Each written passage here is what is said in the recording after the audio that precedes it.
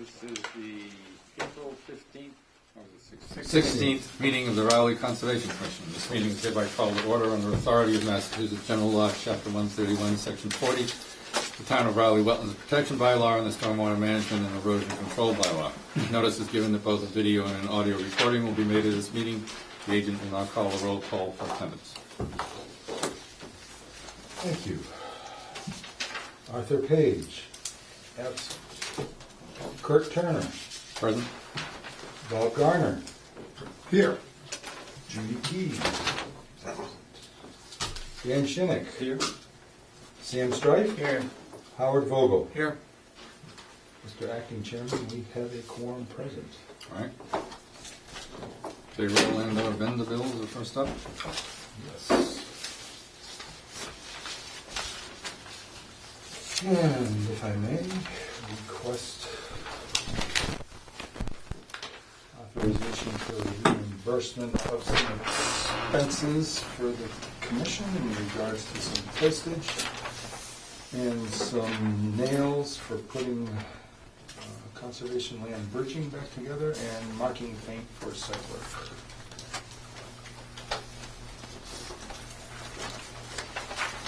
And for your review and approval, we'll back up our receipts for those items.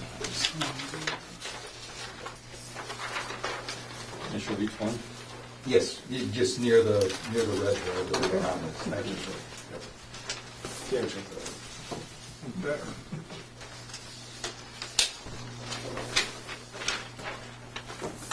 Hold on a minute. Sounds impressive. Thank you.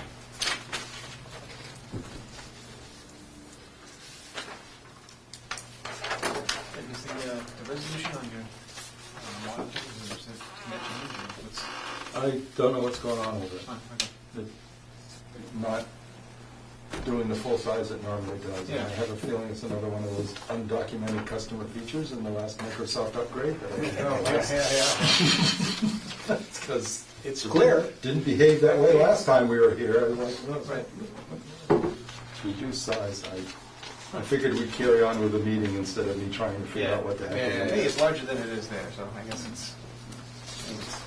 So I do have one other request for reimbursement. This is for my mileage for my journey to the registry. I recorded so that we could close out the Todd Lane Green Needle subdivision and then the Saunders Lane subdivision. One deal, huh? Now, correctly recorded and closed through complete certificate of compliance. The backup invoice thing's already been signed by Arthur. Since you don't actually have any type of receipt. Because it's just a swear travel bags. Thanks to MapQuest, I know what it was.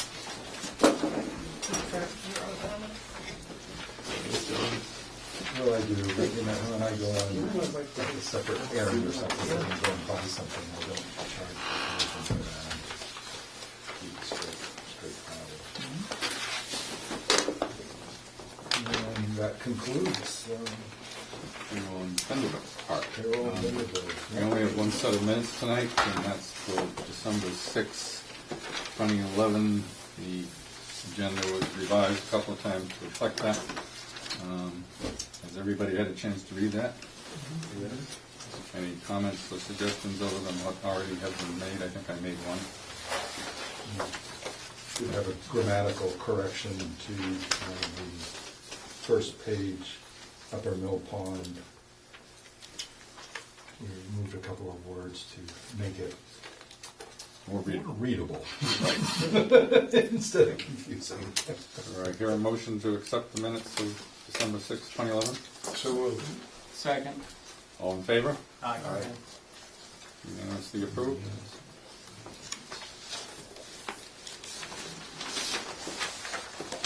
Thank you.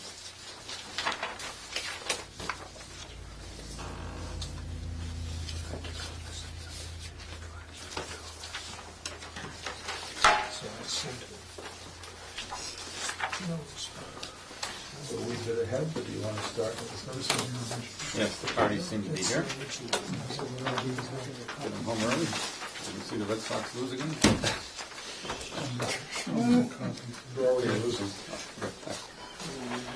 All right. It's the legal notice, the Rowley Conservation Commission, in accordance with the Wetlands Protection Act, Massachusetts General Law 131, Section 40 as amended. In the Town of Rowley Wetlands Protection Bylaw, a public hearing will be held on Tuesday, April 16, 2019 at 7:45 p.m.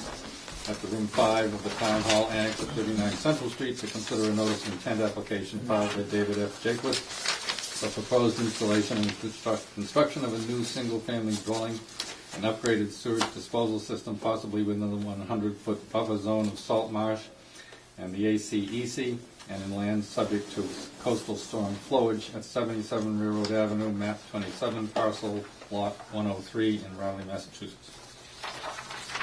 Good evening. My name is Chuck Johnson, engineer from C.G. Johnson Engineering in Hamilton. And I'm here with Dave Jaquith and Sarah Bohr. I'll get to Brent. This is the certified abutters plus the signatures from the neighbors who received the notice of tonight's hearing. Oh, so we went door to door selling some popcorn and stuff too to help pay for the filing fee? Great.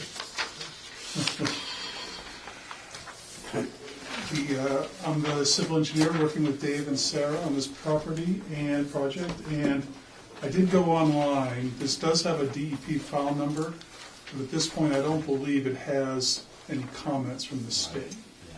So I did email to you, Brent, what the file number is, if you need that for your records. No, we already accessed it and checked it out. Looking for comments. Terrific. But thank you. Okay, so They're all the same file number. we've not been able to meet with Brent for a site visit, and so and the state does not have comments yet. So ultimately, what we would be asking for is a continuance of this public hearing. I believe that's what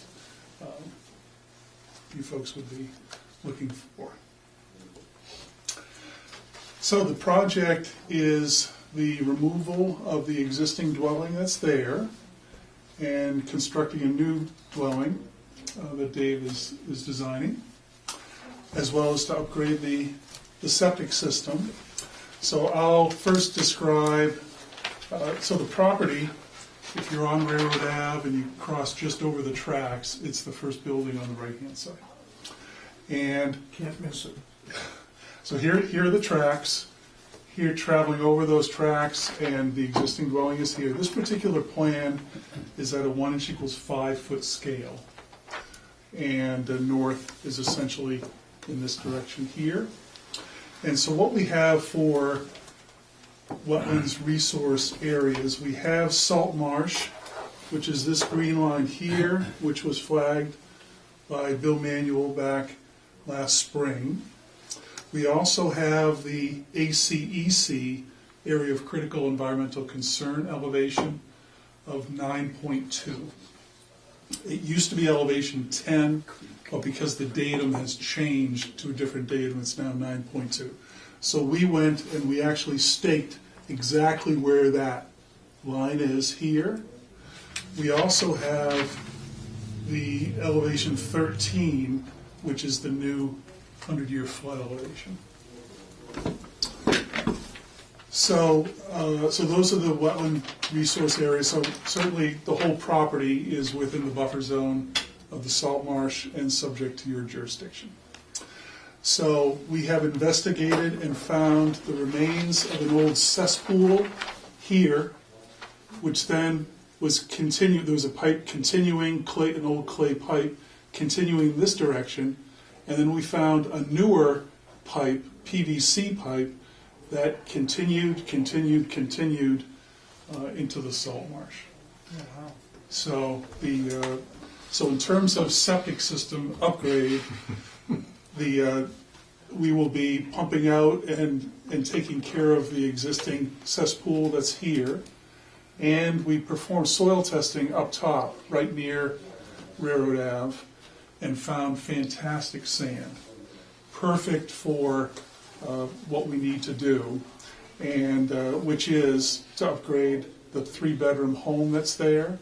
And so what we have designed is, I think I've come before your board 3 times with this particular type of system, which is a 2,000-gallon septic tank with a filter pump vault in the outlet of the tank, which will then time dose the effluent about 4 gallons at a time over to another concrete structure, which is called the Waterloo biofilter, which is foam cubes, which is one of the secondary treatment units that is approved by Mass DEP, first approved in 1996, and then demand dosed over to a bottomless sand filter over in this area here.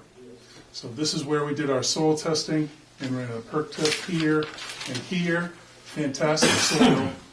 And this particular size of the bottomless sand filter is the smallest potential size that is approvable in the state of Massachusetts. And as for those of you who have heard my talk about bottomless sand filters, I designed the first one for the state in 2005, and in Topsfield. And so this is basically what you'll see when everything is finished, is that you will see it's essentially a sandbox, but the top 12 inches is pea gravel. So you'll see interlocking concrete block wall that's about 1 foot high around pea gravel here. So that is the septic system, and it takes up the front yard. And Can I ask a question? Sure. What do you mean by demand dosed? okay, so there's 2 types of dosing for a pump. So a sump pump would be demand dosed, which means that when the liquid level, let's say if you go into your basement, you have a sump pump. When the liquid level comes up to a certain point, then that triggers the float to kick on, and then it draws the water or effluent down. So that would be here, and we have a time-dosed pump in the septic tank.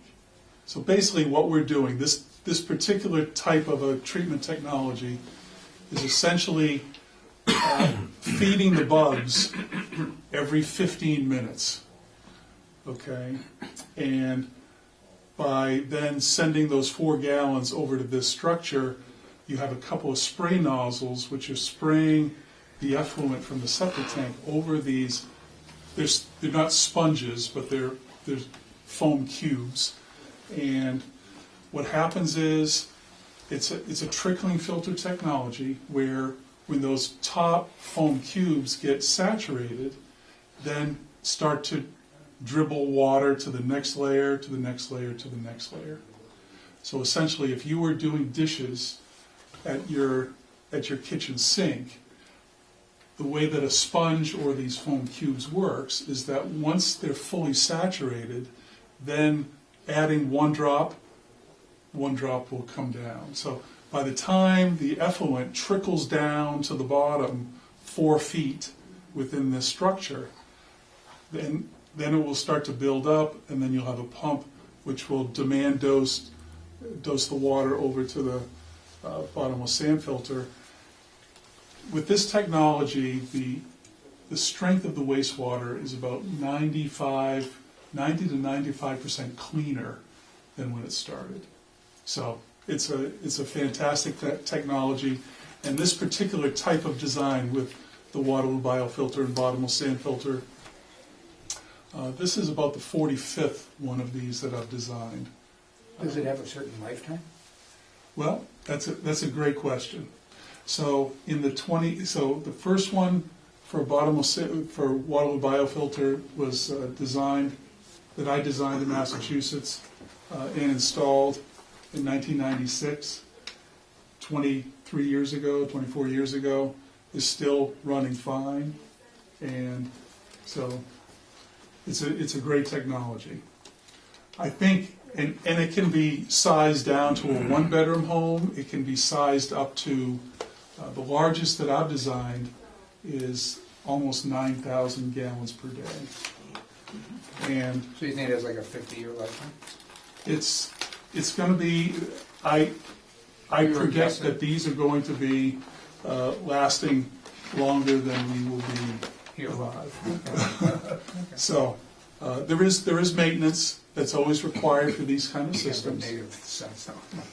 I'm gonna be here longer, but go ahead. So that's the proposal for the septic. There will be a drive, one spot for a car to be able to pull in here.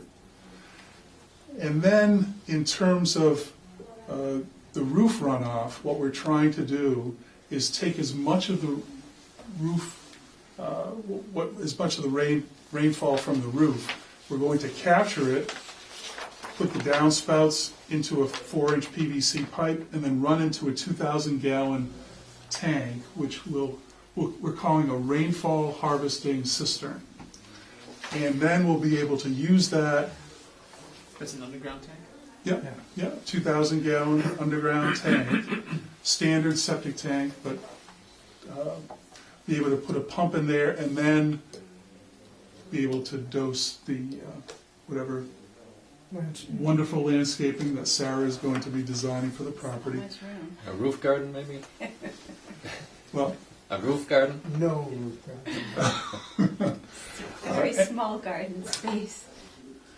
So flowers on the deck. Pardon, flowers on the deck. Yeah. And vegetables. So that's being pumped back to the system? no, Oh, no, the rainfall harvesting has nothing to do with the septic. Oh, okay, okay. Yeah. We're just, basically, because we are so close to the salt marsh, what we're trying to do is minimize the impact on the salt marsh as much as we can.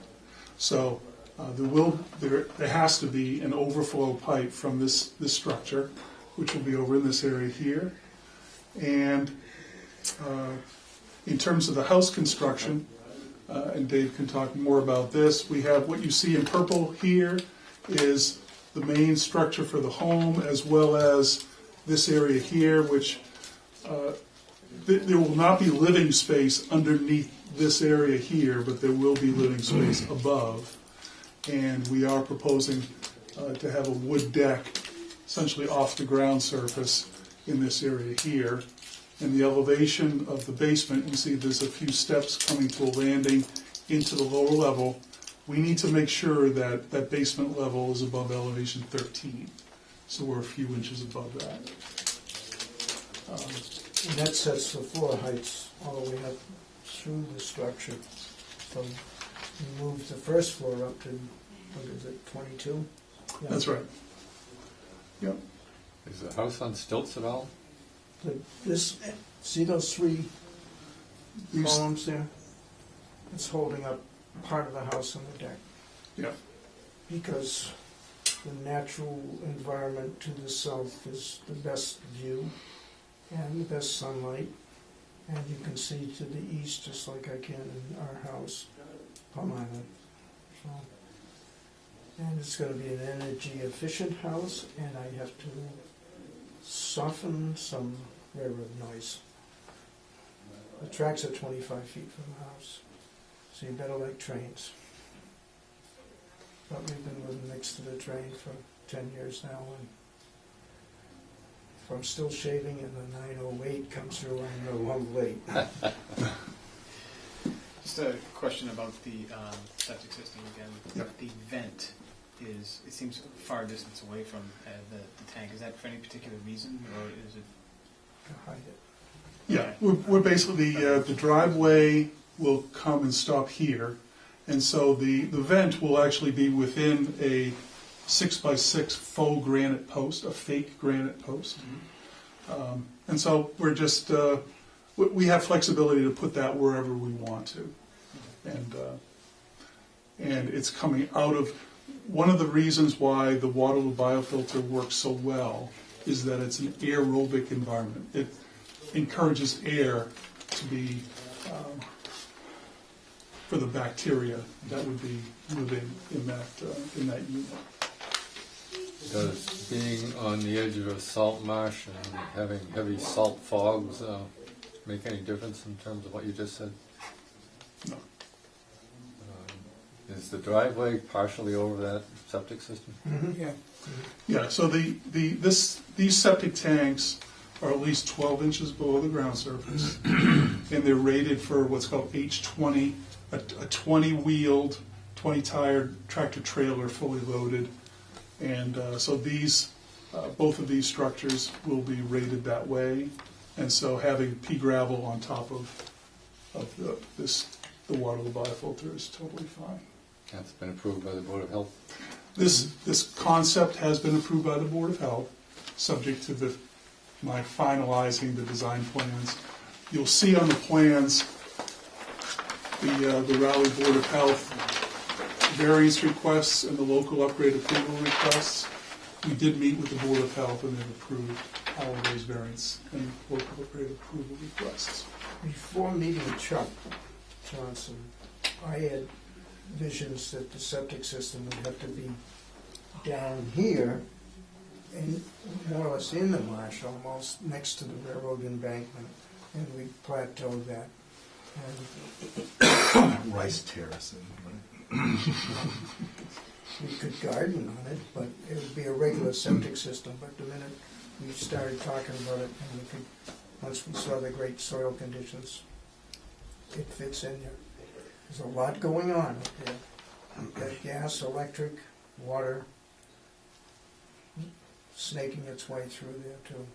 If you've got a gas main on top of that tank, right?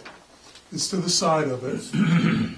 Both the Oh, I see, the existing one, I see, is, right. yeah, okay, it's gonna be moved. Okay. Yep, we'll basically pick up both the water and the gas near Railroad Ave, and then run between the new septic tank and the bottomless tank. Okay, all right. When DigSafe located the existing gas, they came back and took the flags out because it had been disconnected, so there was no existing gas. There's a pipe there, but it's been disconnected on the other side of the street. Okay. So I have a question that doesn't have anything to do with what you're doing, but what you're undoing. What's your best estimate on how long that PVC was there? Well, I'm just, I mean, it's if you were guessing, I think PVC came into being in 60s? the mid 70s or so. Okay, so that's fairly recent in a way. But it wasn't used, we don't think it was used for sewage. It was gray water. gray water. It's gray water. Yeah, washing Hooked to the washing Machine, machine things like that. and, Okay, just wondering. Yeah. But going directly into the market. and the kitchen sink is hooked to it. Yes. How far away does Not that going there daylight? anymore. Yeah, but was. We never found daylight. It's out 135 or 140 feet. And the reason I discovered it was, Chuck says, there's got to be something out here, so I used dowsing rods and found the plastic pipe. And then found it again and again. Hmm. But then it's out in the Phragmites, and it's sort of claustrophobic when you get into the middle of Oh, yeah. Phragmites, so I quit. What's your relationship of your roof footprint compared with the footprint of the existing house or old house? Square footage, you mean? Is it bigger, smaller, Bigger, same? Bigger, How much bigger? maybe 30%. Is that why you have the other tank to take the roof runoff? Well, we're trying to do whatever allay your concerns about impact on the resources. I don't know, that water may be better than some other water in town. What'd you say, that was a 2,000 gallon tank? Yeah. How long would it take to fill that up, given your roof runoff in a 3-inch rainstorm? I'd have to get back to you on I mean, that I don't know. I calculation. mean, I put a new weather station in our house recently, and it keeps going back 2 or 3 months to the prior largest rainfall since the most recent one, and it was 3.23 or something like that. It just seemed like a lot Yeah. in one day in Raleigh here. So Just curious. Yep. What happens if it does fill up? We have the overflow here. Okay. Thanks. We're gonna try and use Get up it. there and water the flowers when it's We're raining. gonna use it as much as possible. It's cheaper than, Groundwater. yeah. Anybody have any other questions? So I think you asked for a continuance? Is that- Yes. I have house plans here if you want to see them. Some of you have seen them before when we came in for the demolition permit. Do you have a We know how copy much of it's gonna cost. Pardon me? Do you have a copy of the house plans? Or want a copy? Or need a copy? I think I have one from one of our pre-application meetings that don't necessarily, I'm not sure that they provide much relevancy to Okay. the specific resource area impacts that the commission normally looks at. Sometimes we get plans that have side profiles and stuff, but most of the time we just have the two-dimensional footprint of disturbance on the ground. Yeah. So I was unable to coordinate a site visit with the applicant, not necessarily totally their problem, but also because of the emergency situation that caused me having to quit work early last week. But my time constraints today, I unfortunately had to pick someone who couldn't take my time today in order to give some coverage of the other applications or whatever, and unfortunately they were the folks that I was unable to visit their site. That's kind of what is left. But we've had conversations, and I'm fairly familiar with the project. I do want to mention one thing.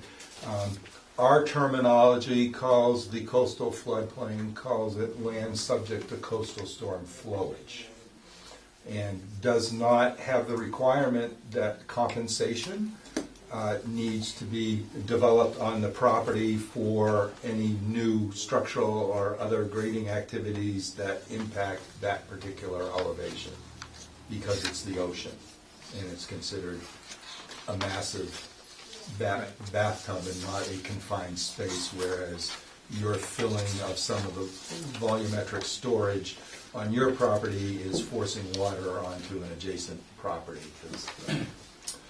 So the other thing I did want to mention that was a concern in looking at this project, the delineation of the ACEC, it was important to establish that and to see where structural components such as these support columns for the cantilevered part of the building and the deck occur, because the criteria for the ACEC is that when there's any other coastal resource area involved, there can be no long-term impact or no adverse impact is a phraseology in the regulations.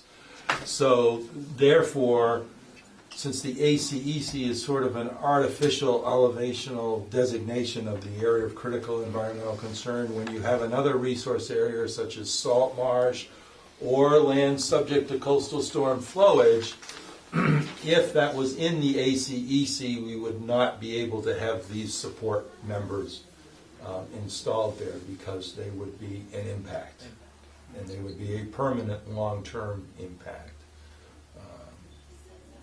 So just to mention that in terms of what the commission is looking at here. So there's an overhang there of the deck into the ACEC, and that's not considered an impact? Well, again, the ACEC is elevational. It Okay. ends at elevation 10 on whatever the new data is, which makes it actually 9.2.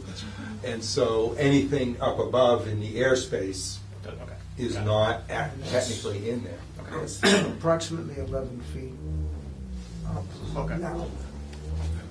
Now, under our bylaw, the ACEC actually does have a 100-foot buffer zone. So that is, besides the 100-foot buffer zone of the salt marsh, the 100-foot buffer zone of the ACEC also extends out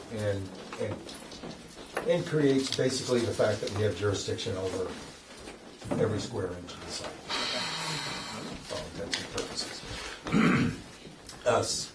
So in that regards, a lot a lot of the attention to detail that's been shown here by this plan has been predicated by the fact of trying to lessen and anticipate impacts that may have a short-term or long-term negative impact. One of the reasons for capturing the roof runoff, first off, roof runoff is considered clean, so it doesn't need to go through any type of treatment. But the ability to reuse that on the site, because where you've got a good 60% of the structure and other impervious area up here, your ability to capture and store the fresh water that's falling and redirect it back to landscaping and allow it to infiltrate down through lessens the direct discharge of the fresh water into a saltwater dependent plant community, which would dilute and could decrease the salinity enough that it might detrimentally impact some of the salt marsh plant species. So just to let you know some of the thinking that's going on here. And the reason for wanting to have a site visit is to look at the layout, anticipate the construction activities and their phasing and sequencing that's involved there, and make sure issues such as access, any short-term construction impacts can possibly be mitigated, so that there is a reason to want to have the site visit, to go to the site now that we've got plans with all the components positioned and all the proposed activities detailed on the property. So I'm sorry that we weren't able to accomplish a site visit for tonight's meeting, but we certainly will have it taken care of and be able to appropriately address the commission at the next meeting with recommendations for possible conditions or in regards to this particular project. I don't know. Did the chair check to see if there was anyone in the audience who wished to comment? I was just about to do that. If there are no more questions from the commission. Anybody else have any suggestions or comments or questions?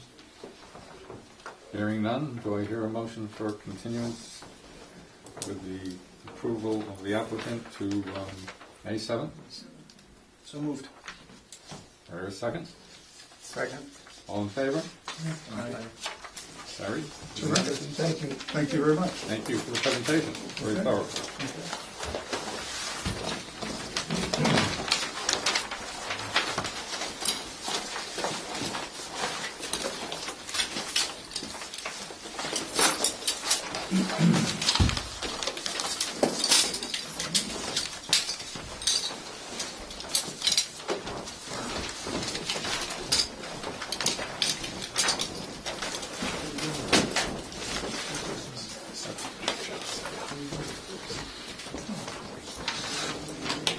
That brings us to our 8 o'clock meeting.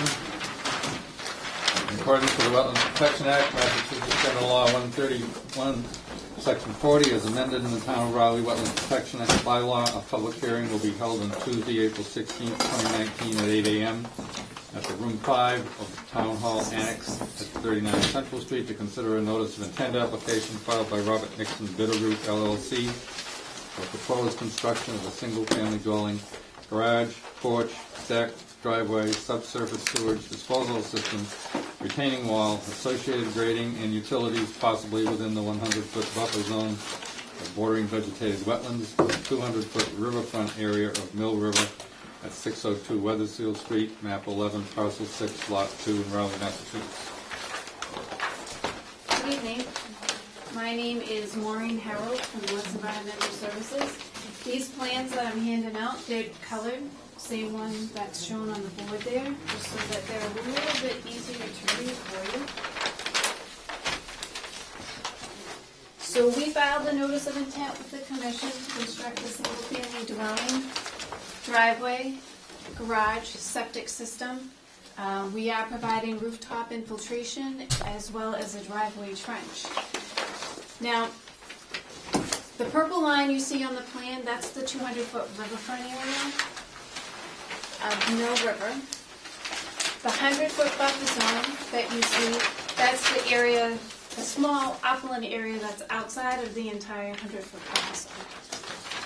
The green colored is the wetland boundary. The orange color is erosion control, so as you can see, the entire site is surrounded by erosion controls. The dwelling is proposed 66.6 feet at the closest point to the wetland line.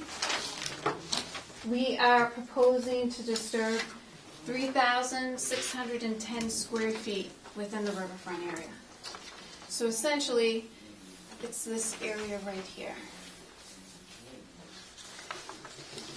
And the reason for that and why we couldn't shift outside of the riverfront area is because the septic system is required to be outside of the 100-foot buffer zone.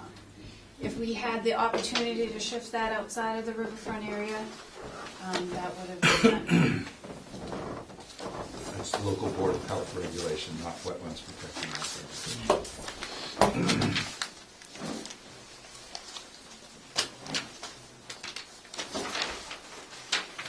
In addition to that, while you're thinking about that, a portion of the back piece of the land is actually going to be preserved. So we are at Lot 2. Lot 1 has already been permitted, and the next hearing would be for Lot 3.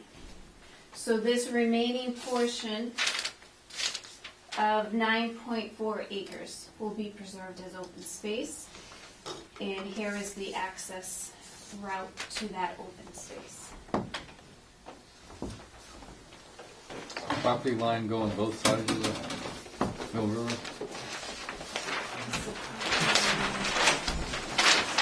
Yes, this portion of the property includes both banks of the Mill River, yes. I'm not sure that it goes higher. No, it changes down here, I'm not sure which is the Over property. here. So what's the open space? So the open space would, so it'd be from this line towards the river. So it's approximately 9.4 acres. All this, Correct. So behind all these lots. correct. So the river itself, the associated wetlands. Are you saying you're going to donate that to the town or some preservation, or are you just saying that that's going to remain open? No, we're gonna donate to the town. Is that the first time we're hearing That's this? a separate, it's the first time you're hearing this, yes. And Yeah, it's, that and we're it's, gonna- and it's a proposed separate transaction that is not linked and has no connection Yeah. to any of the applications that are on file with us tonight. It's just, A plan that they're. it's just a plan, and in the preliminary discussions, my input was asked, and I did request some modifications to the rear boundary lines, so there would be some terra firma that little pathway corridor would actually allow us to access. So we didn't get down there and you have to dog paddle to see the rest of the open space. So was your question, there was land on both sides of the river? Yes. Yes, And there is. Yes. yeah. Yeah. Is that land back into Raleigh Country Club? Unfortunately, since, again, that isn't part of the proposal I just before wondered. the commission Yeah, yeah. tonight, No, I was just wondering. and I have not had an opportunity walk to it. well, I've walked the back behind these houses because it was necessary for me to review the delineation, Sure. both in regards to mean annual high water, so that the riverfront and the 100-foot riparian zone could be appropriately delineated, as well as bordering vegetated wetlands extends down there, and so some of the delineation of bordering vegetated wetlands has some of its buffer zone coming up. Anyway, I did an assessment of what was reachable from the frontage of Weathersfield Street, so that I'd be able to comment Okay. coherently and cohesively to the commission and not have to just guess and speculate about where the riverfront is originating from.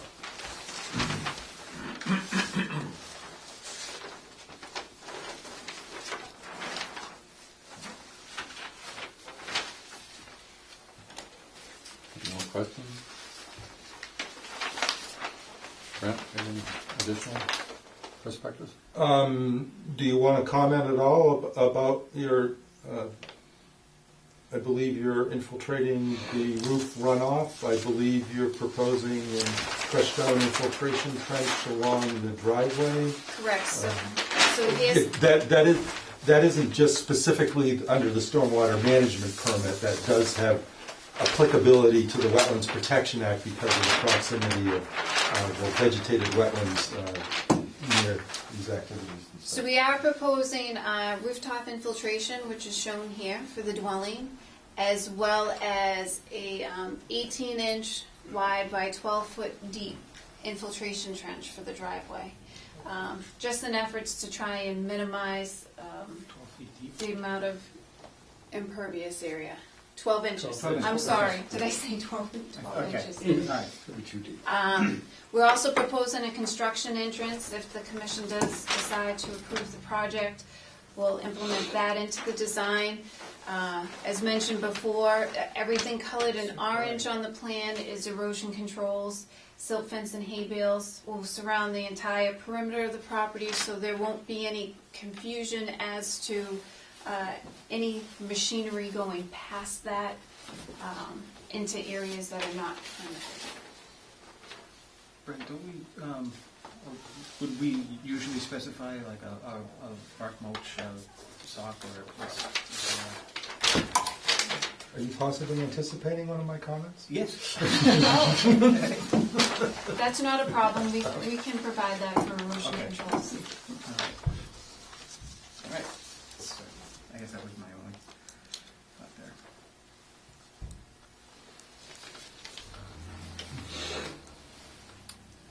Questions from the audience?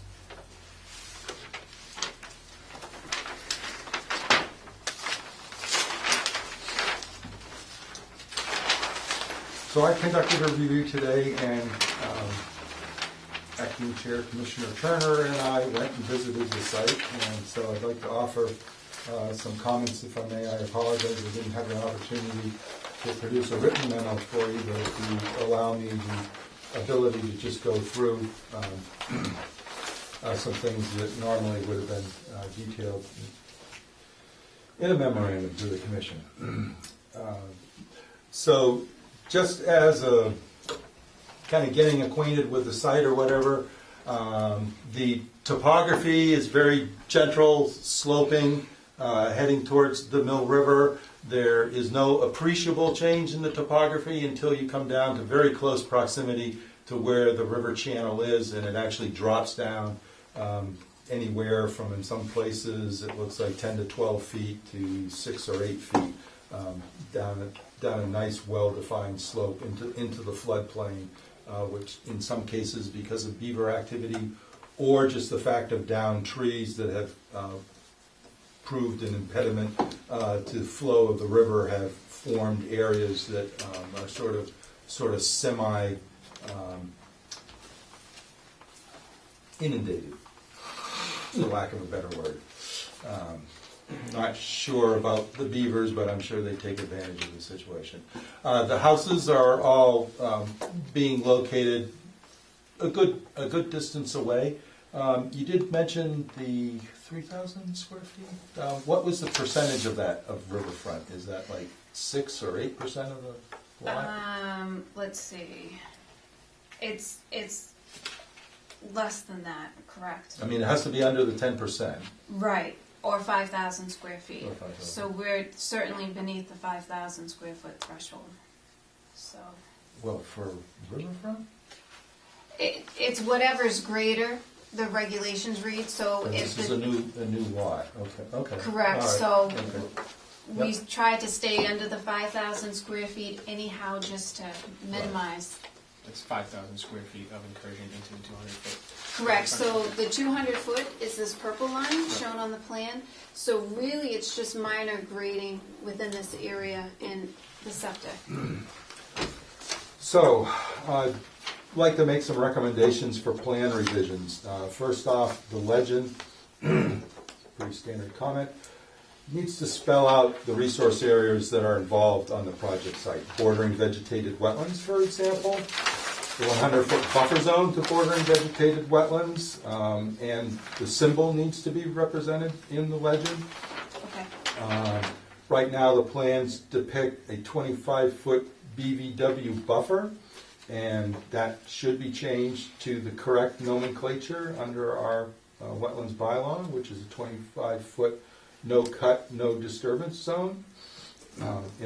Also, the area between the flagged delineation of BVW and that 25-foot border, in other words, that portion of 0 to 25 of the 100-foot buffer zone, that should be filled with either hatching or diagonal or whatever to represent that it's if the permit is issued, it will be permanently restricted, no cut, no disturbance area. The depiction of the construction entrance lacks the dimensions of its length and width. Also, I feel better if it says crushed stone instead of just, I think it just says stone, I think. Yeah, it just says proposed stone construction entrance. I much prefer if it say crushed stone, since that's what the details should specify. Should that specify a particular size of crushed stone? Well, that's in the details. Oh, That's okay. so I'm starting on sheet 1, and then I'll segue to sheet 2. Let's see. The 200-foot riverfront area needs to be spelled out. Again, I believe right now it's used as an abbreviation, but somewhere either the legend needs to say 200-foot riverfront area of the Mill River, and then you can show an abbreviation of RFA and use the RFA for the labeling of the boundary line, or one way or the other. You've got lots of white space on this plan, so possibly spelling it out within the plan and not necessarily in the legend might be more convenient. I recommend the deletion of straw wattle from the temporary erosion control labeling.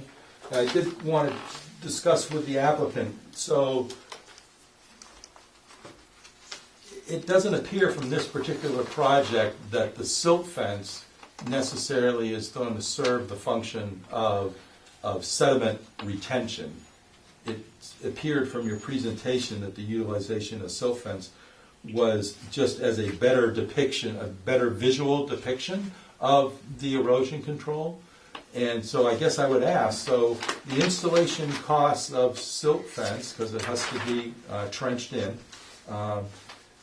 is that necessarily lesser than the utilization of orange erosion control fencing in the areas where we're getting close into the no cut, no disturbance zone? Is the silt fence less expensive? Yeah. Well, yeah. I mean, if you put silt You're fence talking all about that orange snow fence? right. Yeah, that's expensive. That is expensive. Okay. Here again, we don't necessarily specify silt fence. A lot of the compost bark mulch product, you can get it in fluorescent green. So it's pretty, I don't have any problem with you using it. I just don't necessarily want to mandate that you put silt fence in along the whole perimeter if you can get, the compost bark mulch erosion control sock that's in a very prominent color too. We could do that. I think that's a better idea. Yeah. Just use the silt sock. Yeah. Sure. On the other hand, if there is going to be a place where you develop a soil stockpile during this site project, we would condition that silt fence be used because of the height. Understood. If you've got a large, almost 18 to 16 foot high pile of loam or whatever, it could slump and just go right over your 12-inch sock. So that's our normal modus operandi, is to specify the silt fence because of its height, where we have large piles of materials or slopes that might have stability issues. Okay. But again, this site is pretty low topography, so low sloping. Do you recommend a certain size for the silt sock? Is there a minimum size the commission likes to see? Well, usually we've had the best performance. I think 12-inch is readily available. I actually marked marked the detail that I'm going to suggest be incorporated into sheet 2. But I realize I think it can be sometimes obtained in either 8 or 9 inch Okay. diameter. Really, the onus is on the contractor and the developer of the site to make sure that whatever they use is effective and works in their best interest to retain, Okay. dislodged and flowable sediments. So now we've talked about that.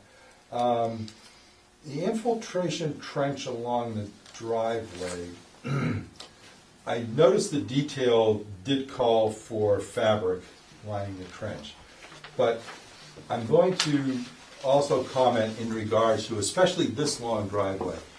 We've had the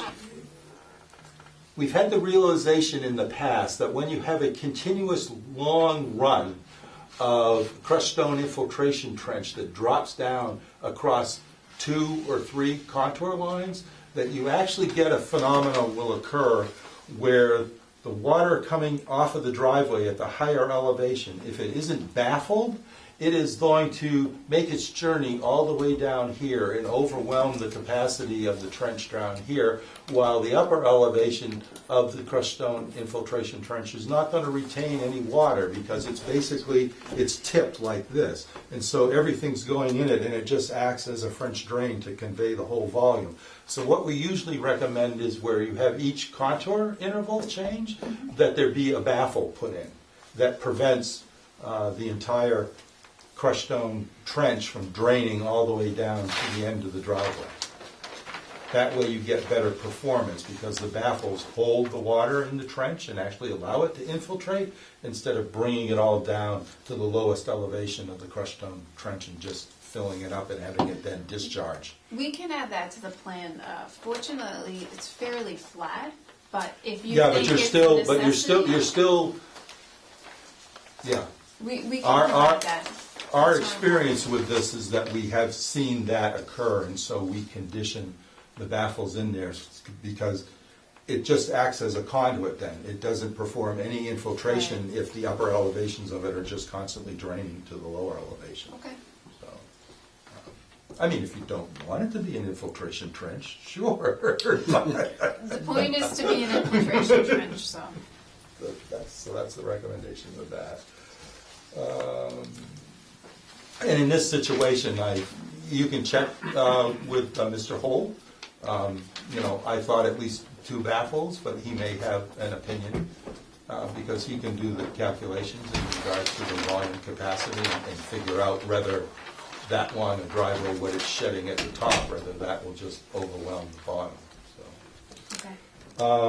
Let's see. Depicted on your plans is a 50-foot, this is how it's labeled, 50-foot BVW buffer. Does that have any relevancy to either your evaluation from the Board of Health? Because it doesn't have any meaning to us here in the conservation side of things. No, I think the intent was to just show the commission where the 50-foot offset was from the BVW. Obviously, it's unnecessary. I can remove that from the plan. I know that, well, in Rowley, because the Board of Health requires a 100-foot Right. distance, whereas the state would be normally 50-foot. I didn't know if that had some more Board of Health relevancy than it necessarily did to. No, I think the intent, because of the no cut, no disturbance, was 25 to 50. We just wanted to clearly mark the 50. Right. But I can certainly take that off if it just adds to the confusion of the plan. Well, let me check with the commissioners. Do the commissioners feel that a 25-foot no cut, no disturbance zone is adequate as opposed to your ability to require a 50-foot if you so choose? I think we just need a 25-foot. Okay. Well, I'm a little confused by the fact that we're talking about a donation of land here. Is that 25 foot? Would that all be within the donated land? In which case, we may want to do a 50-foot. No. No. No. No. Okay. No.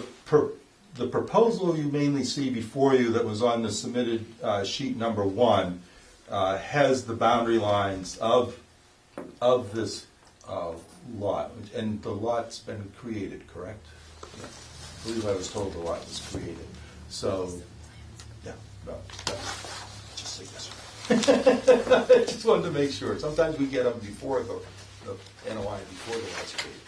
So, no, we're referring to, I mean, there is some bordering vegetated wetlands and some of the no-cut, no-disturbance zone that is off the lot, but my main concern, of course, is the BVW area that comes from the conduit, comes across the street, forms a hydrologic connection that flows towards the Mill River and really results in the resource area that's between the two lots that are proposed. And plus lot number 1 over here, we did have 25 foot. So we would be consistent in that, but I guess my thought is, if there are special conditions about these particular resource areas that warrant the consideration of a 50-foot, such as potential vernal pools or other things like that, I'm open to the consideration of a larger buffer. But do those conditions exist, or No. is there anything?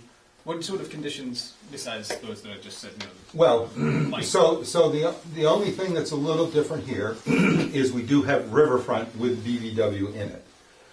This particular riverfront and this particular portion of the Mill River is not flowing into the drinking water supply, the groundwater aquifers. This is not in anywhere near in our municipal water supply protection district or whatever. And yes, in regards to my review of the property up to the Mill River, not going on to the other side, there are no areas that show pose the potential of being vernal pools or anything on this particular portion of the property where these development proposals are coming before you. So I would have made a recommendation to you. Again, mostly this conversation got initiated by the fact that they were showing the 50-foot on there, and I just didn't know if there was an underlying reason or a board reason for it. I see no reason to otherwise.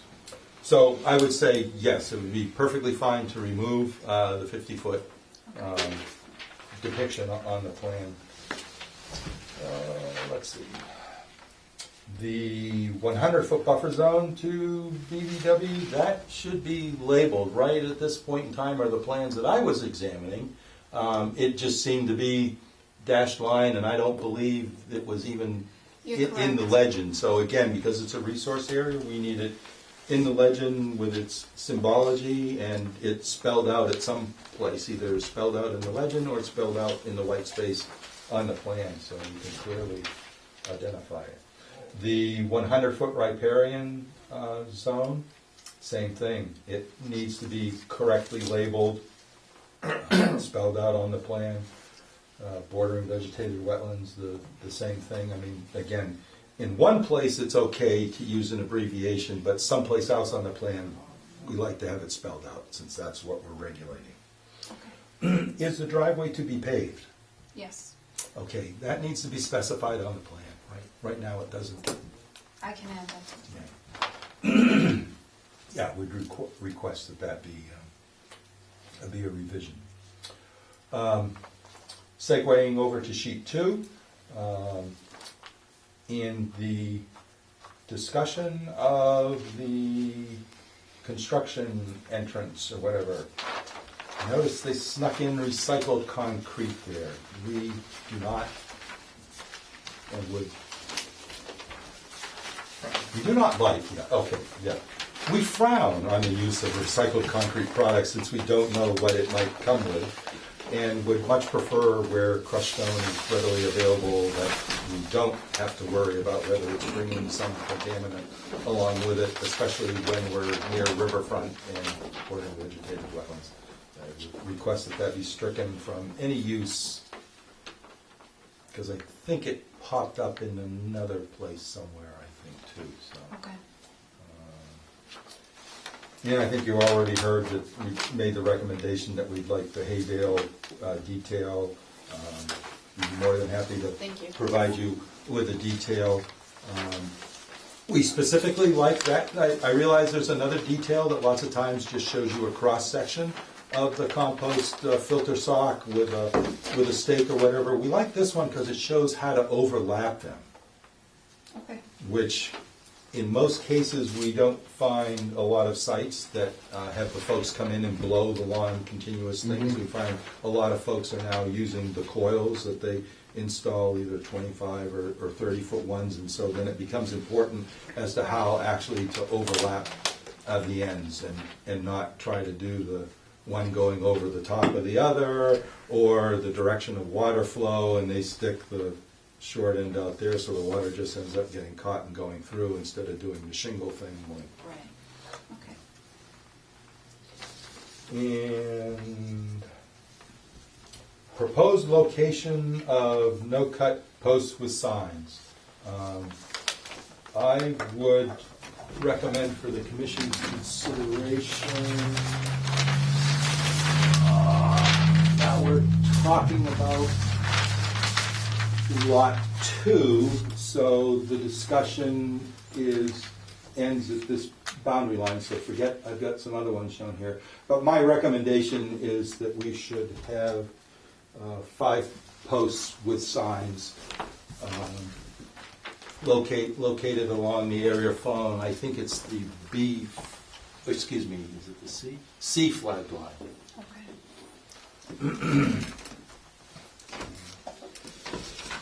Relatively open understory, so it's not real clear in the change of vegetation or whatever where you're getting in and where we're going to have an occupied structure there that does have some lawn area.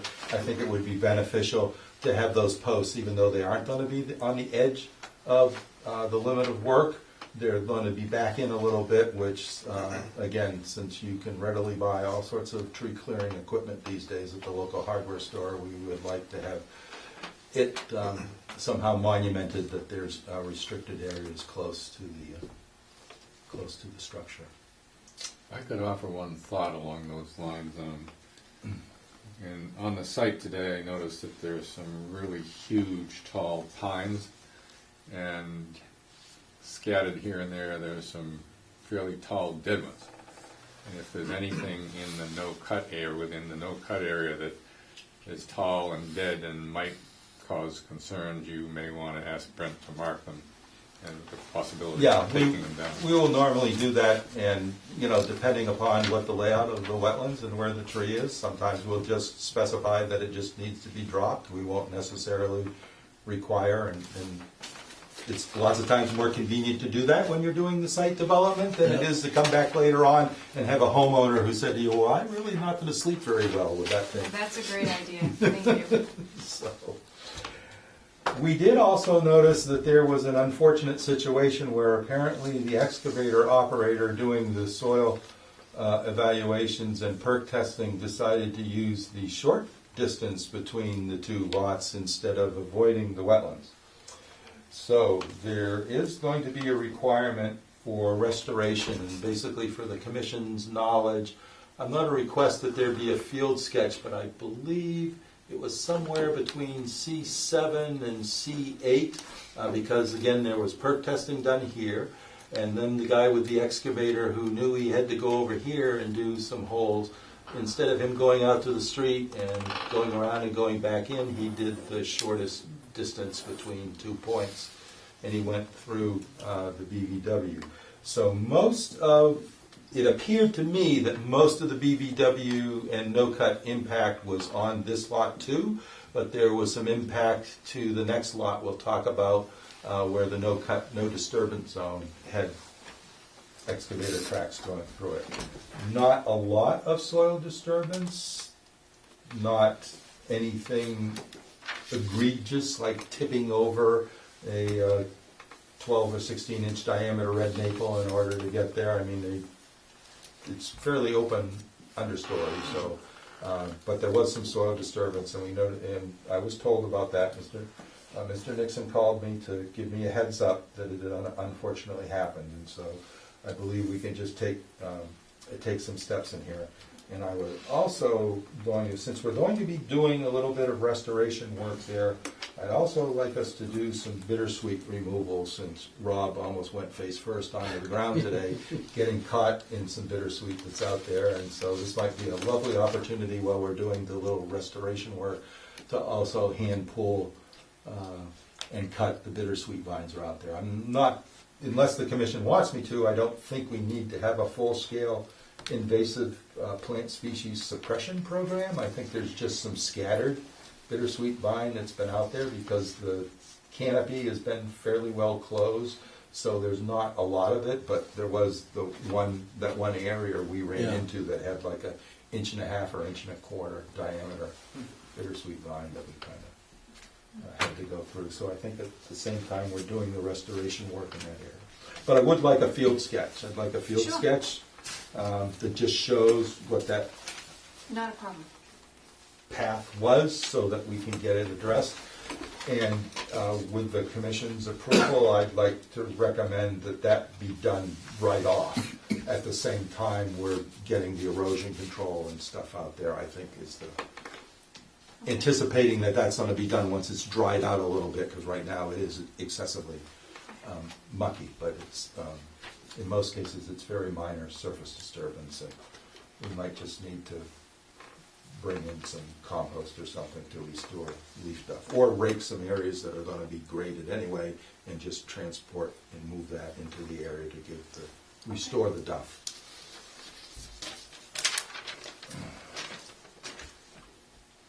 So, if the commission doesn't have any other concerns or believe there's any other issues that need to be redressed, if the commission would so choose, I could offer you a recommendation to consider the issuance of an order of conditions for the construction of a single-family house and development activities there, with typical special conditions that we employ in such matters, as well as the requirement for the revised plans and revised field sketch for the restoration, as well as a little sequence about the restoration, and that's submitted and approved to the office. That would, upon approval of those revised documents, we could consider the hearing closed and move to issue if the commission would like me to. Any other comments, questions, suggestions? Hearing none, do I hear a motion? As laid out in the background. Do I hear a second? Second. All in favor? Aye. So approved.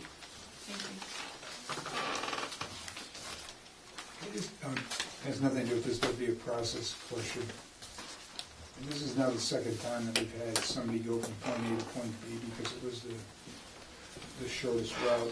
Yeah, And I don't know it's if so there's- hard. It's so hard there to any way guess to- at these things. Yeah, I'm just wondering, I mean, I don't want to spend too much time on it here, but Right. it just seems that I'm recollecting now, this is the second time that we've had this happen. And I don't know if there's a way that we as commissioners can try to anticipate. Well, but I will- put some special I will- conditions on when they do the soil testing. If I may offer the opinion that actually the other time the short distance was invoked, didn't have anything to do with soil testing. It was up here with the stormwater permit, where the tree clearing company decided that instead of going around on the street, because they were the tree clearing company, they could just clear the path and go through what was supposed to remain as woods. So the situation is a little different. And I think this, through no fault of his own, I have a feeling that if Mr. Nixon had been in the locale at the time this was occurring, then it possibly wouldn't have happened. Yeah. I'm just trying to figure out how. Well, right. And again, We can move on, but I'm just saying we need to maybe. no, but that is still a responsible thing for us to think about. I think about the same thing. Was there something I could have done different here that would have possibly prevented this? I mean, obviously get it fixed, but.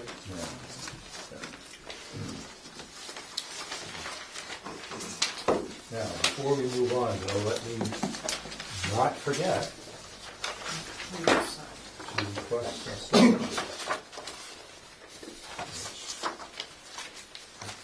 Was here, no, it's here.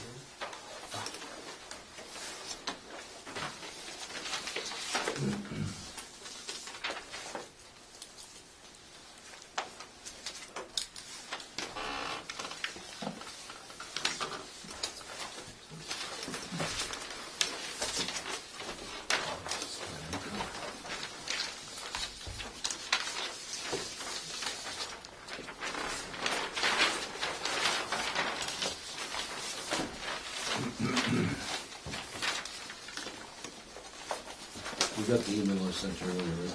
I'm sorry? You got those electronically? Yes, I do.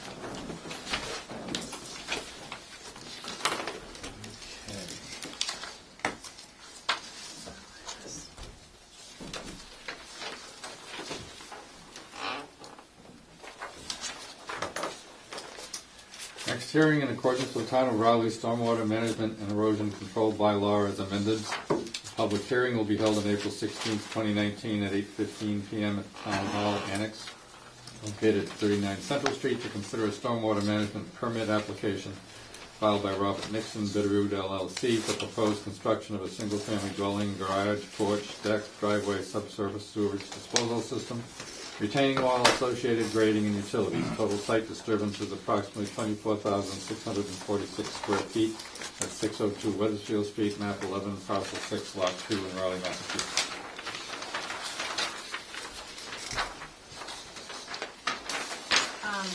So we covered a large portion of this when the notice of intent hearing was open. Just to recap, we're providing a construction entrance. As Brent noted, we'll change the language to eliminate the recycled asphalt material. We're providing an infiltration trench. A minimum of 2 baffles will be added to the infiltration trench, as noted at the hearing. In the write-up for erosion controls, I note silt fence and hay bales. I'll need to adjust that for the silt sock and as the plans as well. We're providing the rooftop infiltration, and I believe once those modifications are made to the paperwork, I believe that would satisfy the permit, if I'm not correct. Questions? Comments? Yes, well, I don't want to, if any commissioners want to comment, yes, I do have some comments in regards to that. So we've got 2 unique situations going on here which don't normally happen. The first unique situation is the fact that a single-family home development project has actually tripped the 20,000 square foot area of disturbance. That does not always happen, and it relatively infrequently happens. The second thing that is a little bit unusual about this situation is that lots of times when we do have a stormwater management permit review that's triggered, is that there are sections of the project and the property that are not regulated under the Wetlands Protection Act or our wetlands bylaw. In this particular instance, this is the only area that is also subject to jurisdiction under the stormwater bylaw that is not subject to jurisdiction technically under the Wetlands Protection Act or our wetlands bylaw, because it's the island that's framed by the outer edge of the 100-foot buffer zone where the septic field is placed. So that doesn't mean that I just wanted to let you know what the extent of the jurisdictional coverage. Usually the stormwater permit covers much more, or the entire project, and not is just confined to a small island where we've also had a notice of intent submitted. So, now this doesn't change the fact that they need a permit. It just does, as Maureen was just stating, doesn't really mean that we've got necessarily a lot of changes, but we do usually put some slightly different requirements in than we might have in regards to issuing a notice of intent. So there are some different conditions, and in terms of my recommendation for that, I'm going to focus in on the stormwater management plan that was submitted with this application. Now that also makes mention of recycled, I think, concrete or reprocessed concrete, and I just wanted to say that we prohibit the utilization of recycled or reprocessed concrete or asphalt. Again, hay bales were specified. We usually, with silt fence, we usually only specify silt fence around the stockpile because of the height of the material. And we've developed the policy going forward that we prefer the compost bark mulch stock for things such as single-family home projects because of its durability, the weight of the product. It usually is fairly forgiving of being bumped a couple of times. It can be repositioned, and it usually holds up through the entire duration of the project and doesn't disintegrate or start growing mushrooms and fall apart because the bunny rabbits like to steal it for nesting material, or straw wattle. Sometimes has happened to it. So, and you already touched upon the baffles. So the one thing I noticed that wasn't specified in either the stormwater management document or the details, and that was what the separation to groundwater needs to be for the Caltech chambers. Okay, I can set, And I think, it's 2 feet. is it 2 feet? Okay, I couldn't remember whether it was 2 or 4, and then I thought, oh, I think 4 is the septic field, and I think it. Right. I think it's okay.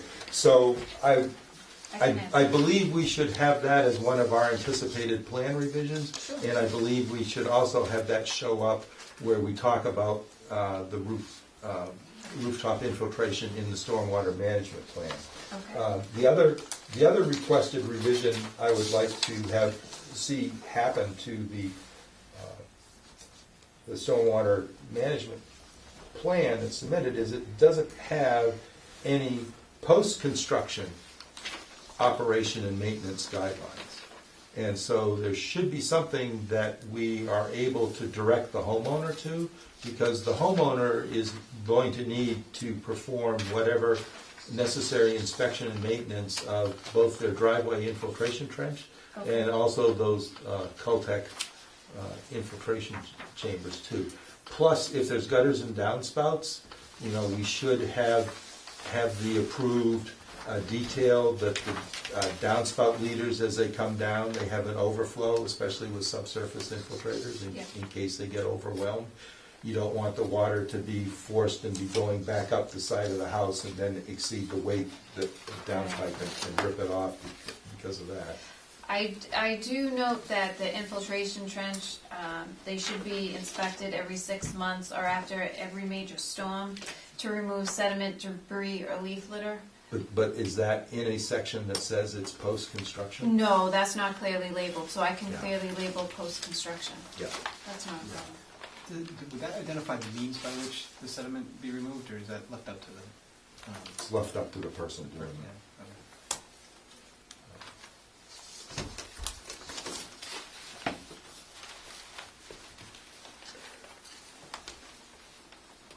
But that would be good if Sure.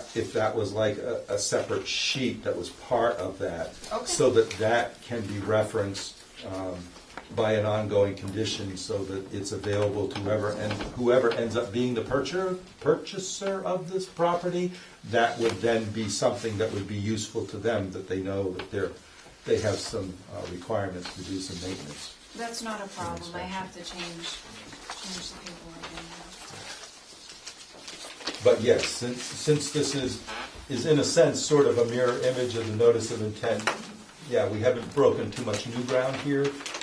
And usually with a stormwater management permit, that's where we'll specify about there being a porta potty on site during construction, because that gets into sanitary conditions on the site, that there be adequate policing of blown debris and whatever solid waste management strategies during the construction cycle, as well as the need to go inspect and review Weathersfield Street to make sure materials aren't tracked and deposited and left on the roadway, stones that could be kicked up and break windshields and stuff. So there's a little bit different stuff when we get under the Wetlands Protection Act, or our bylaw for wetlands. But yeah. So that being said, for the Commission's consideration, if there are no other concerns, I would recommend consideration of an issuance of the stormwater management permit with appropriate conditions and those that we've discussed, after submittal, review and approval of the revisions that we've requested both to the plan sheets and to the stormwater management plan. Thank you. Any other comments, questions? Hearing none, do I have a motion as So moved. discussed? Do I have a second? Second. All in favor? Aye. Aye. Unanimous?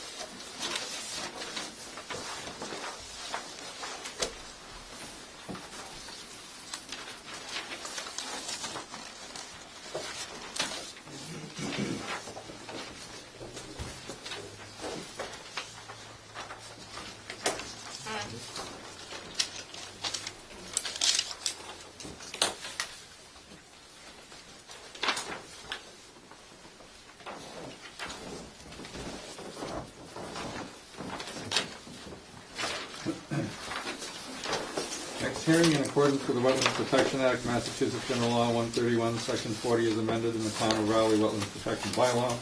A public hearing will be held on Tuesday, April 16, 2019 at 8:30 p.m. in Room 5 of the Town Hall Annex at 39 Central Street to consider a notice of intent application filed by Robert Nixon Bitterroot LLC for proposed construction of a single-family dwelling, garage,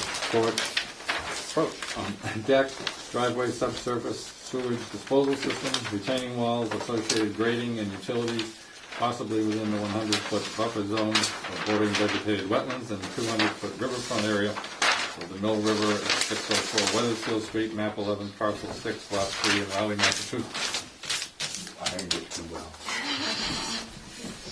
So this lot is similar to the lot we just reviewed, and I'm sure there'll be a lot of similar comments. Use the same colors to avoid confusion, so the BBW is noted on green, as green on the plan. The inner riparian is this pinkish color here. The 200-foot riverfront area, that is colored in purple. The entire site, as you can see, we surrounded by erosion controls. Originally proposed as silt fence and hay bales. We will revise that. We are proposing rooftop infiltration here, as well as an infiltration trench. The driveway is proposed to be paved. The one area that is located outside the 100-foot buffer zone in the riverfront area is right here. And this is the area that the septic system needs to be built in to comply with the Board of Health regulations. So this is why we have the septic out front. The house will be serviced by town water. And the garage is proposed at 50.5 feet from the BVW, and the deck is at 40. I don't have that dimension shown on the plan, but I scaled that off and it's 40 feet. And in terms of riverfront, we are proposing to disturb 1,895 square feet of riverfront area. You say that's in the riverfront area? So the purple line is the 200-foot riverfront area. Yeah. So it's just this Oh, sorry, I'm small- looking at the wrong, sorry, you're right, go ahead. It's that small area we're proposing to disturb. And I can open it up to the commission if you have any questions. Any questions?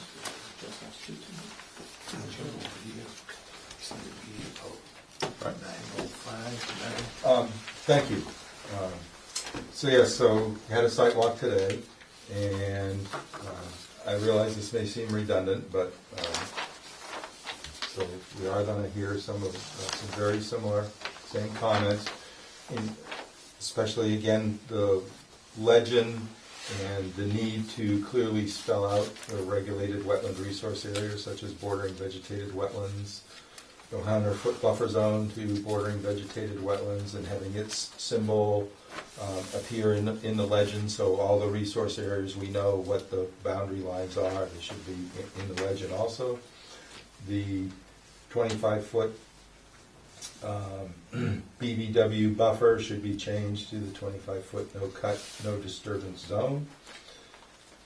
And in order to make it clearly stand out on the plan, it should be hatched or have diagonal lines in it so that it's filled in regards to its depiction. Length and width on the construction entrance with crushed stone being spelled out. Spell out the 200-foot riverfront area and have a symbol in the legend. Delete the straw wattle from the temporary erosion control labeling. Infiltration along the driveway. In this particular situation, we've got a shorter driveway, so I don't know if maybe one baffle is appropriate or two. Again, consultation with Mr. Holt would probably be appropriate for him to make a recommendation. I wasn't sure, so I said at least two, but could possibly just serve a function adequately with one. Same comment about the 50-foot BVW buffer with its removal from the plan revision. And the labeling of the 100-foot buffer zone, since, again, you just kind of see that there's a little island where the septic field is, but it isn't labeled what exactly that line is.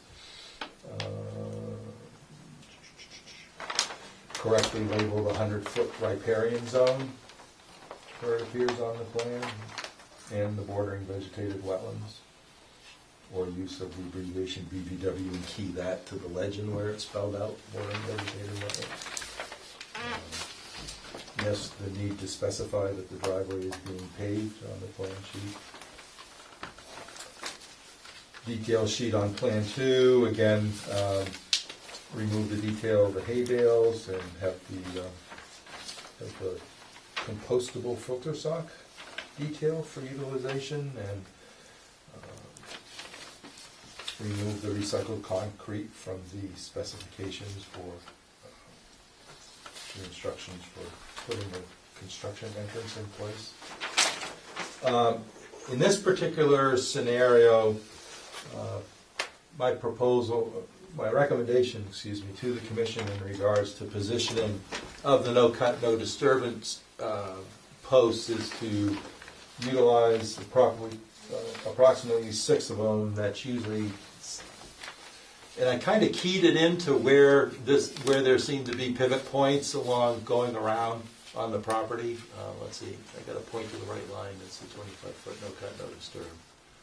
So I think 1, 2, 3, 4, 5. Maybe there was supposed to be 6.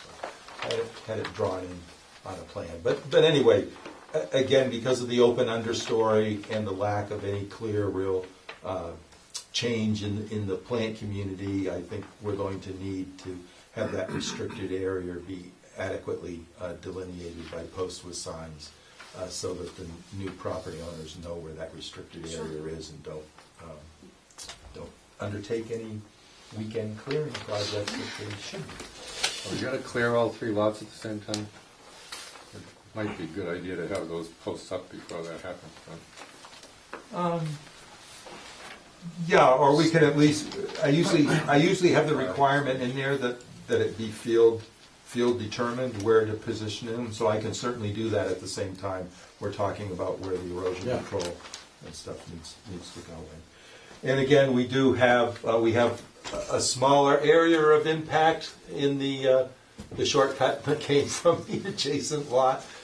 Where I believe on this lot most of the impact was to what is supposed to be no cut, no disturbance. So again, the same requirement for a sketch and a little sequence about doing restoration work out there and removing any invasive bittersweet that we happen to encounter at the same time, since we might as well make it a little nicer for the natural plant community at the same time we're putting erasing the traces of those caterpillar tracks going from one lot to the next. What is the SCS soil type boundary? So that's the soil survey. Soil Conservation Service. Soil Right. conservation, sorry,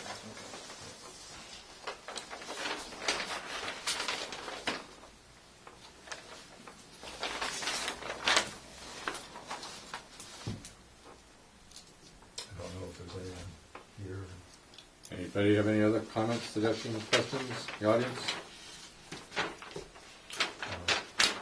Hearing none, if the commission so choose, I offer a recommendation for consideration of issuance of an order of conditions with conditions typical for single-family home construction, as well as special conditions as discussed. After review and approval of the submittal of revised plans and revisions to the both sheets, and also the accompanying, any other accompanying literature that happens to follow this procedure that has the recycled concrete in it. Do I hear a motion to that effect? so moved. Do I hear a second? Second. All in favor? Aye. Aye. Carried unanimously.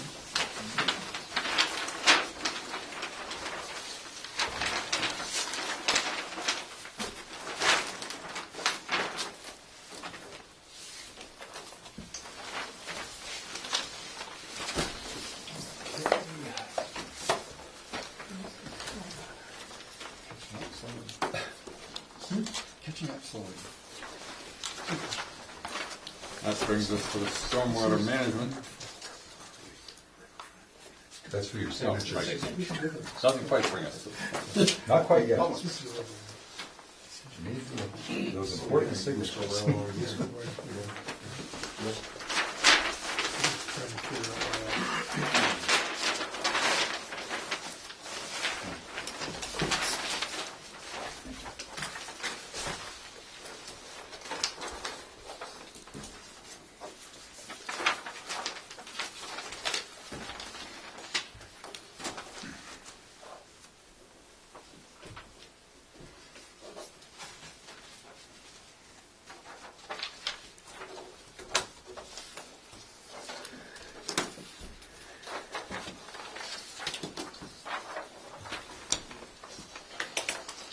Next hearing in accordance with the Town of Rowley Stormwater Management and Erosion Control Bylaw as amended. A public hearing will be held on April 16th, 2019 at 8:45 p.m.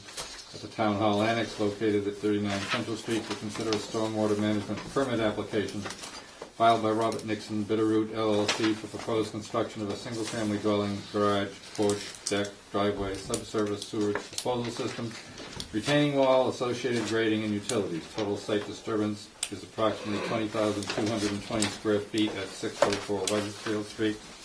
Map 11, parcel 6, lot 3 in Raleigh, Massachusetts. So as similar to the previous lot, I'll need to revise this paperwork, eliminate the silt fence and the hay bales, and substitute in for the silk sock, modify the language for the construction entrance to get rid of the recycled material, add the baffle, at least one, maybe two baffles to the infiltration trench right up. In addition, clearly mark a post-construction O&M for the future homeowners. But essentially, all of the stormwater controls is the same with the infiltration trench and the stormwater infiltrator for the house and the construction entrance on the lot. Any questions from the commission? And she did very well, except for a 2-foot separation of the color. And I will add that. Estimated height. Just to make sure it works. Absolutely. Any questions or comments from the audience? Recommendations on? Recommendation, if there are no further concerns, that the commission consider voting to issue a stormwater management permit. It would be number 34-219. I forgot to say that on the other one what the number was. After submittal with typical conditions and the conditions as discussed, as well as review and approval of the revised documents, including the plan sheets and the stormwater management program sheets. Do I hear a motion to that effect? So moved. Do I hear a second? Second. All in favor? Aye. So carried unanimously. Thank you for your Thank you. time. Appreciate it. Thank you for Thank you. These are the A&Rs. your responsiveness. This is a copy of Good what presentation. Oh, okay. Thank you. Thank you very much.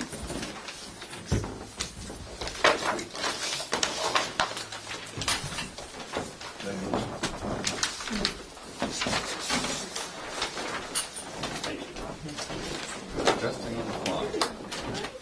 Yes, yes. Getting around, huh?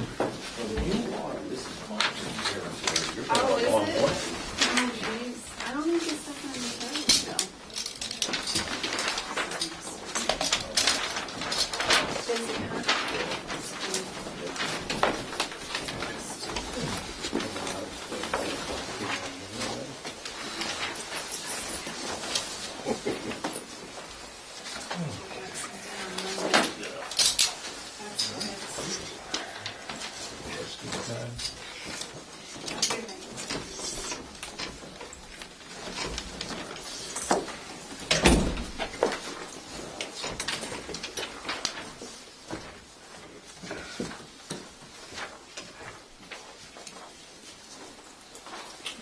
Correct, the next item is continued, so usually it's just read from the agenda. The 9 o'clock one? Yep. Party seems to be here. Yep. Oh, I see what you're saying. Okay. This is a continued notice of intent application, DEP number 63-683 at 41 and 49 Emily Lane and land off Emily Lane, map 9, parcel 23, lots 24 and 25. The Tompkins Desjardins Trust, Bruce Tompkins trustee, proposed construction of a single-family residence with relocation of Woods Road, possibly within a 100-foot buffer zone to bordering vegetated wetlands. 100-foot buffer zone to isolated vegetated wetland, intermittent stream, bank, bordering land subject to flooding, and land underwater. Who's up? Good evening, Mr. Vice Chairman, members of the commission. My name is James DeCoulos. I'm here representing Bruce Tompkins, Stephanie Desjardins, as they're the trustees of the Tompkins Desjardins Trust. Brent, do you mind if I give you a USB drive with cross sections on it that just got generated this afternoon? Just for display So purposes. got any Russian troll farms on it? No Russian. I have not enough cross-section hard copies for everyone.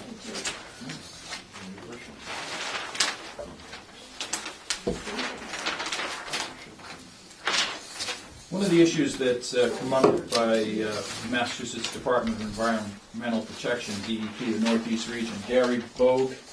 I've got one of the issues that came up. I'm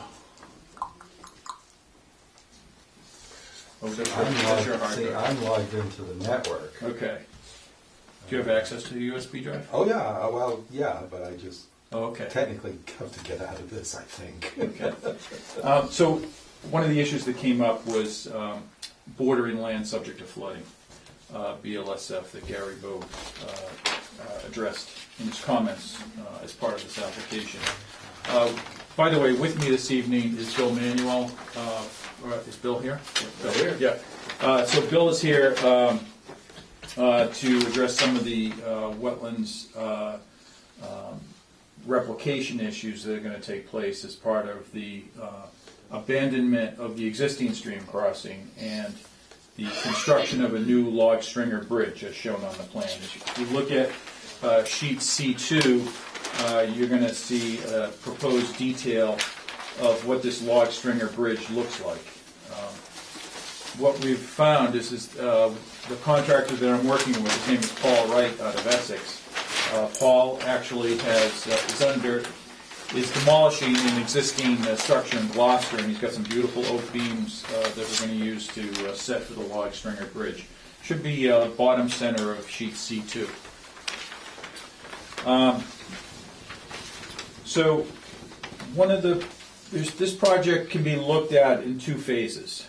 First phase is abandonment of the existing stream crossing, which has 4 18-inch reinforced concrete pipes. They're 18 inch. Right? Yep. And thanks, Brent. What Brent has just brought up are these cross sections. Let me distribute the existing stream crossing for you, if I may. I do have enough copies of this. And one of the problems, as you look at the stream crossing, is that it has these 4 18-inch reinforced concrete pipes, and it is impeding. This is looking across the stream? Yep, this is a cross section. If you pull up sheet, if someone could lay out the sheet C1. If you don't mind me working on that table here? No. So the cross section C1. So here's the stream, which is discharging from the former ice pond, and it's discharging down to the golf course. And we're looking at this cross section here is looking downstream. So what you see are, and because this section is skewed, it's 10 times greater in vertical than it is in horizontal. Thank you, Brian. These are the 4 18-inch reinforced concrete pipes here, and this is the existing water level. It's at 46.3 of an elevation. During a flood event, these 4 18-inch pipes can't handle the entire flow. So water will build up behind this stream crossing, and if we have a really, really significant storm, over a 100-year storm, it will overtop that crossing. So that's one of the things that we're looking to do. And what Bill has done is he's provided a stream restoration plan and provided some procedures in which we're going to follow based on a site visit that Brent, Bill, myself, and Paul Wright conducted a few weeks ago. Bill has sort of laid out the procedures under which we're going to remove all this material here, right down to the stream bed, remove the 18-inch reinforced concrete pipes, and restore this stream to its native condition. And then what we're going to do is place that log stringer bridge to replace, for a temporary crossing into the larger portion of that area. Brent, do you mind bringing up the other cross section? That's, figure 2. So, yeah, if you don't mind zooming in. So, in this particular section here, what you can see is the actual log stringer bridge here. These represent the 2 abutments, the 2 wooden abutments. This is the water level currently. Right now it's at 46.0, so there's a gradient as the stream's flowing down from the pond towards the golf course. It's dropping 0.3 of a foot, we found from our measurements at that point. And what you can see here is that this is going to provide a lot greater flow capacity through that stream. Getting back to DEP's comments regarding the bordering land subject to flooding. As you can see, I provided a FEMA map which shows that this entire area is basically inundated during a 100-year flood. It's not accurate. There's recent LIDAR data that is available. FEMA is in the process of amending and modifying their mapping, and we believe that our topography is far more accurate than what's being shown here on the current FEMA maps. It's DEP's position that the whole project, this whole stream crossing is in bordering land subject to flooding. We think it's a confined flood channel, and we don't believe that we're going to be impacting any of the 100-year flood events. As a matter of fact, we think we're offering a significant improvement to the flood control here. So again, that's the first phase of the project. The second phase of the project is once the stream gets restored, we are going to then construct the single-family house on Lot 14A, construct this other temporary access road to replace this current access road, and this house. And that'll be the one that'll have the log bridge. This new road will have the log stringer bridge. So the log stringer bridge is right here. This is a new relocated temporary access road coming off of Emily Lane. We do have to cut that guardrail and put some terminal endpoints on the guardrail here. There'll be some additional material brought in there. But this is the new temporary road that will replace this existing access road. And again, the purpose of this is to provide access into the large 150-acre parcel. So, Bill, do you want to talk a little bit about the concept and the scheme of how the proposed work will take place as far as the restoration goes? One quick question. How old is that bridge? That crossing is what, 15 years old? At least. Yeah, probably. So that's Well, recent. there's also going to be incorporated in this, there's an effort at retiring and closing out the order of conditions that governed that quote-unquote temporary bridge that's been sitting there for way longer than temporary. So, okay, so so there the- were so- some conditions that were never closed on that temporary bridge, Well, on the concrete temporary. well, here we are today in 2019 talking about a temporary bridge that was permitted in like 2004 or 2003. Okay, I'm or just something. trying to get the gist of why that's there and Yeah, there's what its history yeah, was. yeah. Thank you. I've got a question about that new road. What's the width of that going to be? 10 feet. It's a minimum width road. It's just to provide access for pickup trucks and maybe a backhoe to get back in here to provide access into the larger parcel for soil investigation, site investigation purposes for the larger parcel. What, at what point does it become untemporary or closed, or is there a new access to those lots being contemplated, or is this going to wind up being an upgrade at some point that needs to be widened? I mean, we were talking today about a road into another development. There's going to be new regulations apparently are 20-foot width. How does that impact what we're talking about here? Right. Well, I think I'm sorry, I don't mean that, but Commissioner Turner, I believe the commission had that same question. It's been a little while since we had to deal with some continuances here, but one of the reasons this was proposed at that width was to allay the fears that it was going to be converted into a public right-of-way with a paved more. street. Yeah, or something more than temporary. Yeah, we just, we're at a point right now where this large parcel, we had a meeting about, 2 months ago, Brent, with Kirk Baker with the planning board, DPW, the fire department. We're looking at the big picture. We're trying to do our best to look at the big picture. And what this temporary road is going to allow us to do is some investigation purposes into that big parcel. Ultimately, what we need to do is to come up with a good master plan for the entire project. And this road will help us do that. I mean, that master plan will also involve looking at an alternatives analysis for what would be the best way to get back into this property. For instance, there's a 40B project, Marion Way, that John's been working on. We're now proposing an open space residential development project there. That project at the S-curve to Daniels Road, that may be another way into this larger parcel. Rob Nixon was just here with the Taylor Lane project off of Weathersfield Street. There may be another way in. We're going to bring in some landscape architects, some planners, traffic engineers. We're going to be doing a thorough master plan analysis of the whole parcel. This temporary access road is going to allow us to conduct further investigation to explore that. And this is a width that also allows our fire department with their forced firefighting vehicle, which needs 9 feet, that allows them to get in here also. So there is a little bit of that safety factor access. But all along, the discussions have not been that this is going to become a public right-of-way or a street.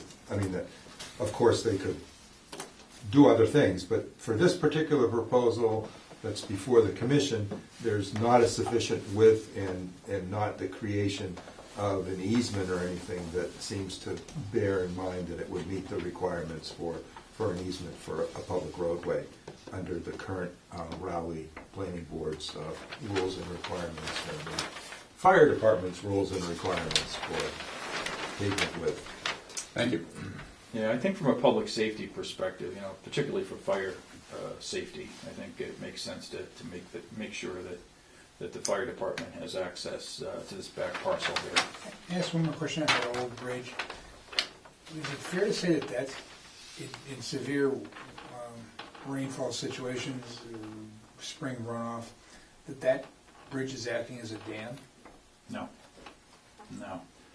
I think Well, the you're dam- using the word bridge, and if you're talking about those 4 culverts Yeah, that's that what are I'm talking sitting about. in Yeah. the stream, That's what I'm talking that about. that is an obstruction to flow, That's what I which meant. is why their proposal for a bridge, lifting it up with the, do we Yeah, call that's- those stringers or whatever? That the Yeah, log stringer bridges, the abutments. Yeah, yeah. but I'm talking about the old structure. Yeah. The old Let's call it more structure, than a, yes. whatever you want to call it. Yeah. Yes. No, it's a crossing, and in engineering, we refer to that as inlet control, where the culverts are actually backing up during a major flood. Exactly. So They're it's kinda the acting as- inlet is controlling the flow, because those 4 culverts only have so much capacity. Fine.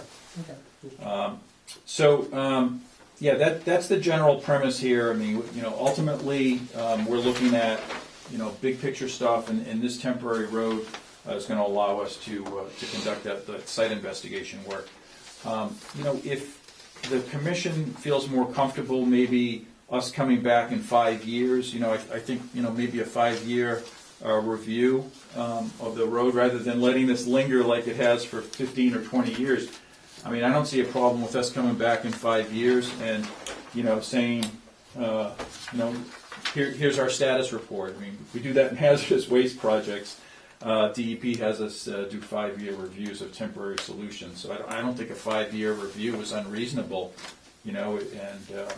for us to come back and give you a status report. I mean, our objective as part of this master planning is to get the commission and Conservation Commission involved, because there's going to be issues similar to what's going on at Fox Ridge, where there's conservation land that may be added to the commission's jurisdiction. We want to get you guys involved in that. But still, I think it's reasonable for us to be willing to come back within a 5-year period here and say, okay, here's where we are today. We can now abandon this. Thanks. It seems to make sense. Bill, do you want to talk about the? So Bill, another thing that Bill will be addressing too is, as you can see here in this plan, there's an invasive species management area. There's some leaf debris that's collected down in this area here. Invasive bittersweet has sort of overtaken this area here. Bill has a plan to control that and allow it to be managed once this new house gets constructed and the new owners come in as well. Yep. I'm Bill Manuel from Wetlands and Land Management. Good evening. So, we've met out at the site with Brent and Jim and Paul Wright, the excavator, so Paul can give us this is how I would do it, as opposed to me in the office saying this is how you're going to do it. He's got much more practical experience when it comes to moving earth and that sort of stuff. But we all incorporated everyone's suggestions, and I put it on paper here with a plan for you. I'll just start from the street and work my way in. As Jim said, there's basically everywhere where there's a disturbance in Essex County, the edges kind of get invaded with invasive species, and this is no exception here. All along here, there's bittersweet that's climbing up in the trees. There's a few Japanese barberry specimens. And we figured that since there will be utility work in through this area, there'll be excavation work to improve the driveway access. That's an opportunity to just go in here, and at least in this area, we can go after the invasive species. And what I'm thinking of is a whole plant removal. It hasn't been so thoroughly invaded that we can't get our arms around it, and the area is small enough. So while we have an excavator there, I would be present to mark the invasive plants that are going to be removed. If the bittersweet has climbed up into the tree, we'll just cut it as high as we can go, and then leave it in the tree. We don't need to try to untangle it. It'll eventually dry up and fall out. And then the rest of it, we're going to go after the entire root and just excavate it right out, put that in a separate dumpster, and take that off site. As Jim mentioned, I have a monitoring plan. I assume for the first season, I assume that we would get started on this, later on this spring. I have a monitoring plan that I would work with the builder and come back at various times through the year and take a look for reemergence of this, because it will come back. We're not going to get it all in one fell swoop. It will come back. We'll identify the seedlings or the reemergent vines and pull those out. Work with the landscaper or laborers, and we'll just have those pulled out.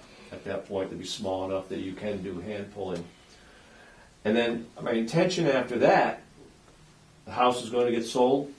We'd meet with the homeowner and educate the homeowner about what these plants look like, what our objective is to eradicate these plants. And I've done this on several projects, and the homeowner kind of gets invested in it. And they're happy to come, walk around with their coffee on a Saturday morning and go, aha, there's one of those. And it's as simple as pulling a few out each time you take a walk. And it seems to work pretty well. So what we try to do is we're going to get the homeowner invested in it. We have a 2-year schedule, and I will report to you at the end of each of the 2 years and let you know how things are going. I hope you counsel those homeowners not to buy bittersweet wreaths on Thanksgiving. Right. Maybe the first year they can collect them. Thorough, man. Yeah. Put some right back. I haven't seen those very often anymore. Good. I think the word's out. So moving down the line here, so our objective is to take out these 4 culverts and all the material associated with it and restore this Woods Road in the 25-foot no disturb zone. So in talking with Paul Wright, what we want to do is we obviously don't want to pull this out with water flowing through it. That just creates a sediment plume downstream. So we'll use sandbags to dam up the flow at the pond outlet, and we'll have flexible corrugated pipe in place to bypass the stream flow around the work area. Once we have that in place, and we will have extra pipe as well, and obviously we're going to look at the weather, and we're going to do this at a time when we don't have a storm event on the horizon. Paul thinks that we should be out of there in a week. So anyway, we'll get the diversion set up. We'll make sure that's running, that the pipes can handle the flow through there. Once everything's good with the diversion, then we just go ahead and pull these out. These will probably be out within the morning. We identified a dead tree stump. That was going to be the upstream limit. The downstream limit is going to be wherever we can identify and recover, if need be, debris that's washed downstream. There's been a couple of larger storm events. Brett's indicated that some is gravel. Gravel sandbars, that the velocity of the water sort of separated by particle size. We anticipate that it trails off at some point, but right directly, probably within 20 feet down gradient of where those pipes are, is gravel that's been washed off of that crossing at various times. Yep. So we'll go after that foreign material as well. What will you do with it? Take it right out. And put it? Take It might become fill for someplace else on the project, depending upon. Most likely. Because it's clean material. It's well sorted. Yeah, well sorted, yeah. It would stay on the. Washed by on the 3 site. rivers. See, we're also going to have, jumping ahead a little bit on this Woods Road, it's all compacted material. So I'm going to have the excavator remove that compacted material and restore it with loam. So there's going to be some stuff that's coming out of here. So I imagine that would just go in the pile to be removed. Okay. So that's the existing road? Correct. Where the house is? Yep. All the way, you'll get rid of all that? Mm-hmm. But back to the stream, so the dead stump, that's the upstream, downstream limit. There are various stones, base stones, along the stream channel, and I want to leave those there. There are extra stones that go up the bank. We're going to salvage some of those and use them. Once we open up the channel, we'll strategically place those so that we have not a dam, not a riprap check dam or anything like that, but just we're going to try to naturalize the stream bed using the material that's there, a boulder here, a boulder here. We're gonna grade off the side slopes to at least a 3-to-1. I have a planting schedule included in my report. I'd like to put in some silky dogwood and some sandbar willow along the edges here of the restored channel.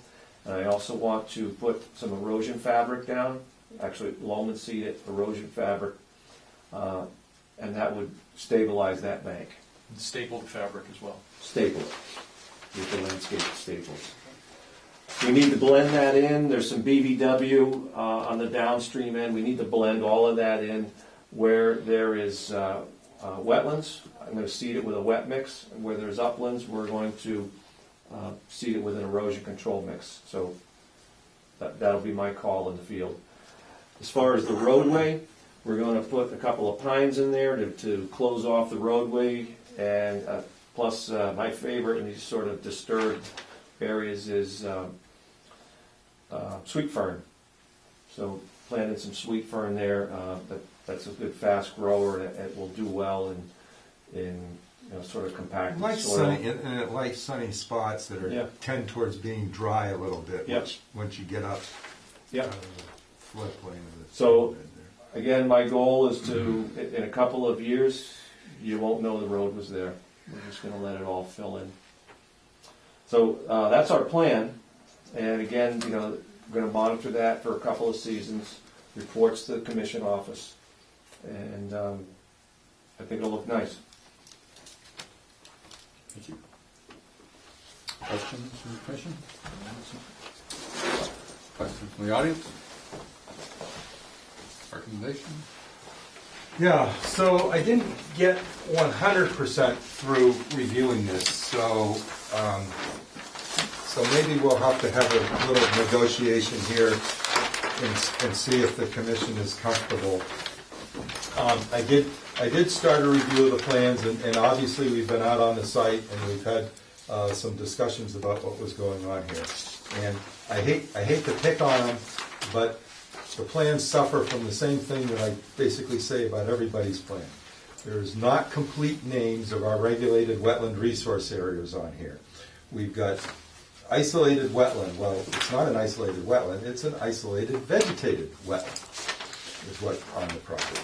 And so if the commission and the applicant, I can offer a recommendation to the commission tonight, but it's totally contingent on my being allowed to spend a little more time to produce a succinct list about the various things, mostly the labeling and stuff that needs to be just addressed so that it's at our level of standards in terms of proper names for the regulated wetland resource areas, proper delineations, changing a little bit about the fill and providing a good border to the 25-foot no cut, no disturb. So there's the BVW line, and then there's another line that makes a good edge, and the fill's in between there. Some things that weren't mentioned that I believe the commission might need a little. I'd like to give the commission a little bit more detail to it. So the removal of this temporary crossing is not just a restoration of that impacted BVW and the impacted stream channel. It's also going to be a release of filled floodplain. And what we were trying to express a little earlier is when you didn't have an engineered flood study, the FEMA maps specifically just took a graphic amorphous blob and they set it in the area to say that there was bordering land subject to flooding there, i.e. the 100-year floodplain. They didn't have the topographical information that they can now get today by possibly using LiDAR, which they're in the midst of doing. And so their graphic representation of the area subject to flooding in this area, the zone AE, or is it zone A?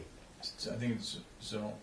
Anyway, the special flood hazard area, zone A, they showed of having like a 50 to 60 foot width. Well, when you go out there on this site, you can look at the topography there, and you can see that in reality, there's absolutely no way you could have a 50-foot wide area of floodplain there, because the topography rises up in close conjunction to where the stream channel is, and there's just absolutely no way. Not unless you were talking about a 60-foot tall elevation wall of water that would somehow spread over the hummock there and go up the Woods Road, right? So when you become familiar with the site, you immediately see that the ferment panel or whatever is inaccurate because it doesn't take into account the topography there. So the restoration effort that's going to be undertaken here is actually going to restore a lot of filled floodplain. It just can't be any other way, because the boulder-lined stream channel was immediately a bunch of filling, and it filled the floodplain.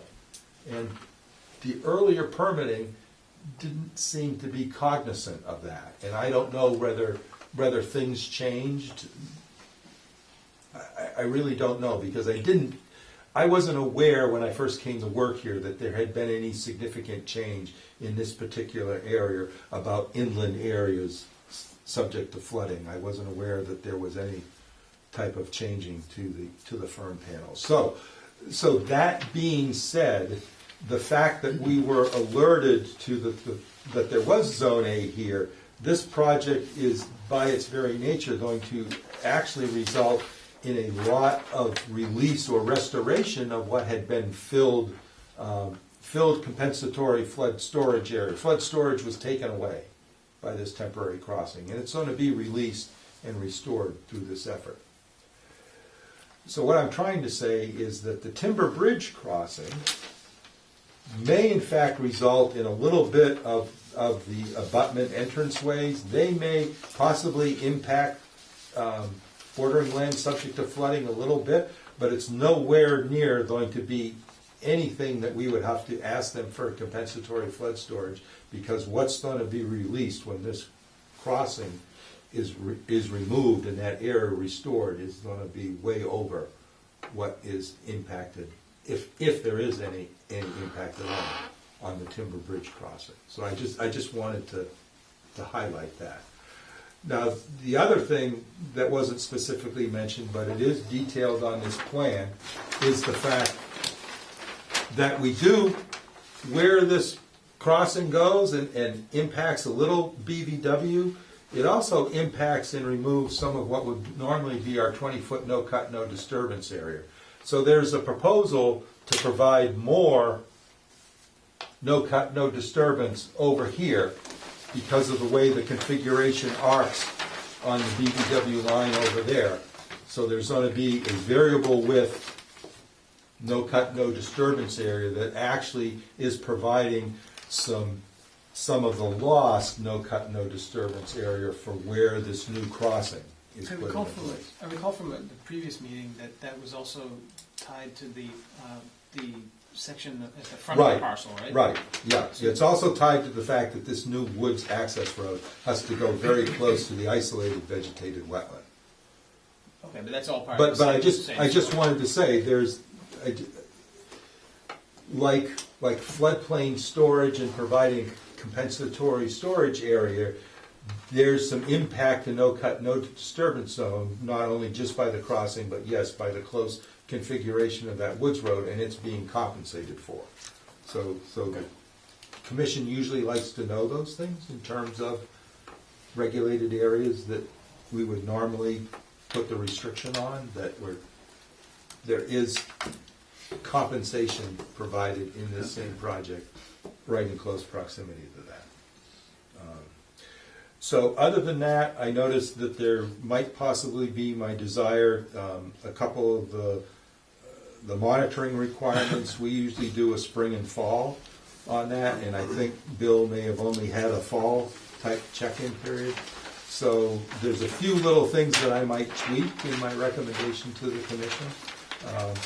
So I don't know how the commission wants to proceed. I mean, if you want me to be able to come back with a very discrete list like I was able to do on those other applications, that I'd have to recommend a continuance. But if you wanted if you were amenable and in agreement that only the things that I've talked about in terms of some of the tweaking and the timing of the monitoring, the depiction on the plan of the nomenclature of regulated resource areas and some of the symbology and stuff, other than that, the substance of the proposed activities and the details that have been submitted to the commission are like 90% there. Let me ask the applicant if the applicant is comfortable with that temporary uncertainty with regard to the things that then Brent talked about. Yes, absolutely, And Mr. the Chairman. possibility he may be overlook some things himself.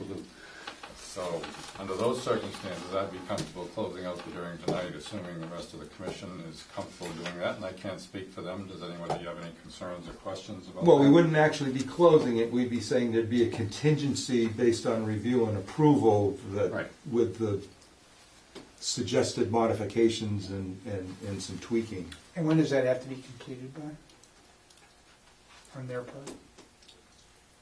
14 days. I mean, They've got to hear from me succinctly. yeah. Yeah. So I'm under the onus that, within 3 or 4 working days, I need to give them a discrete list, and then yes, normally we say 10 to 14 days. I'm just trying to understand what the time frame. Yeah. Yeah, oh, and that's a very good question. Thank you. I would say by the end of April, we should have addressed all the concerns that Brent has on this plan. And So is there an advantage if we continue to our next meeting? Well, we could possibly have the order of conditions with the other requirements for the closing of the other orders, that all sequenced out before we get to the next meeting. So we would not put it on the... So it wouldn't necessarily be continued, it wouldn't have to be continued to the next meeting if everyone is comfortable that we're not talking about any substantive modifications, that the parameters of the proposed activities and our requirements for different activities are pretty much firmed up at this point in time, and I'm just, requesting the ability to get some of the finer details and a little bit of tweaking on the timing of the monitoring type thing. We normally always do a spring-fall check-in for any place that's replanted, just because we hate to get to the fall and say, oh, you got dead plants, you gotta replace them, and then find there's no nursery stock available. this is ideal time right now at the beginning of the growing season. So are they buying, and I'm just trying to think, hey, you wait 3 weeks, you continue, you wait for 3 weeks to our next meeting, right? This is gonna buy them, what, a week? Well, No, I think a few weeks, but That's what I'm trying to, It facilitates everything so we don't have to go through all this at the next meeting. Next Assuming meeting. things worked out with no substantive changes. If you approve Brent's proposal and the applicant seems comfortable doing that. yeah. the only question I realize now in our talking or whatever, in terms of the bordering land subject to flooding, do you have any type of estimate as to what that elevation might be, that there's the ability to estimate what's going to be released and what is possibly going to be impacted between the new timber crossing and the restoration? Did you come out with any elevational? Well, like I thought on mentioned, that? at the existing crossing, the elevation is 46.3, and one of the problems is that this is on the old NGVD 29 datum. It's not on the current NAVD 88 datum. So we do have that datum adjustment, but we're still working on 29. As I mentioned, the gradient from the existing to the proposed is about 0.3 of a foot. The actual compensatory storage that we're going to be providing with the removal of this existing crossing is about 400 square feet. So we're going to be providing 400 square at this stream crossing. But other than that, Well, they want me to plug in on the issued order. They want me to plug in what's impacted, and I was just wondering whether you had an idea of the figure for what's going to be quote unquote filled, if anything's going to be filled with the Timber Bridge crossing, as opposed to, I know you just said you've got a figure for what you believe is going to be released. right. so that I'm able to plug in some numbers Yeah, there. I think we may have put that on the notice of intent form, actually, because if you look at that log stringer bridge, The info Log plan- Stringer Bridge is a new modification, so the original, I think we did. I think did we I did get a include it. revised? No, I think it was included in the original Oh, was application. it? Oh, Yeah. okay. And so this log stringer bridge is 20 feet long, and we're going to need to provide some fill leading up to the bridge, and then on the back end. So there is going to be a little bit of fill in the BVW in that floodplain, but it's going to be significantly less than what's existing, that's for sure. And again, the greatest benefit is if you look at the cross section, it's just the flow, of the stream during a flood condition. Yeah, it won't be impeded. Well, let's just agree that we may have to have some back and forth for me Absolutely. to have some figures to Yeah. plug in there. No, So. yeah, no question. I mean, But again, the main substance of what's going on here is, I think, pretty well known to both parties at this point in time. So I'm looking for a motion for approval consistent with the discussion here tonight on the part of the agent and the applicant. Do I hear a motion to that effect? So moved. Do I hear a second? Second. All in favor? Aye. Nays? None?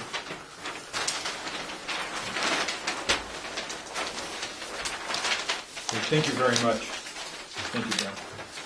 I'm standing on that golf-covered bridge, and I see a wave coming in. I'm going to remember you all as I go floating You're down not gonna be- in my golf cart. You are not going to be golfing under those conditions. If you're You standing, don't know my golfing, my desire to hit a right ball. Unless you're like Bill Murray out there willing to. well, what I play was going to say, if you're standing on that wooden bridge, you better beware because And other problems. 4 years ago when they were building your project, he said to me, "Oh, what do I need to do I got to replace the stringers on this bridge. What do I need to do?"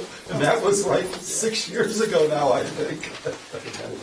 They're cables right now. Great, thank you again. Thank you.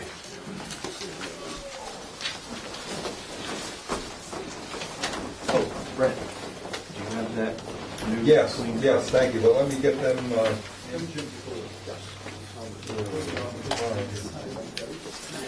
Let me get the signature sheet going because I can't do anything at all when I don't have that.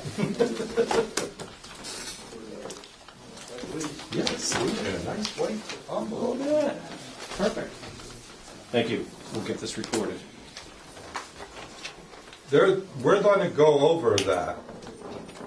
Okay, I'll hang out. So.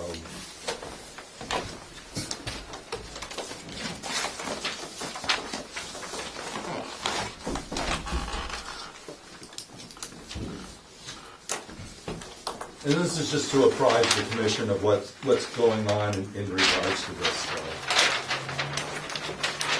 There you go. Just so I don't get accused of being arbitrary and capricious and writing some falsehoods out and torturing some property owner about some poor missing piece of permanent paperwork from years ago, 2005 or something like that.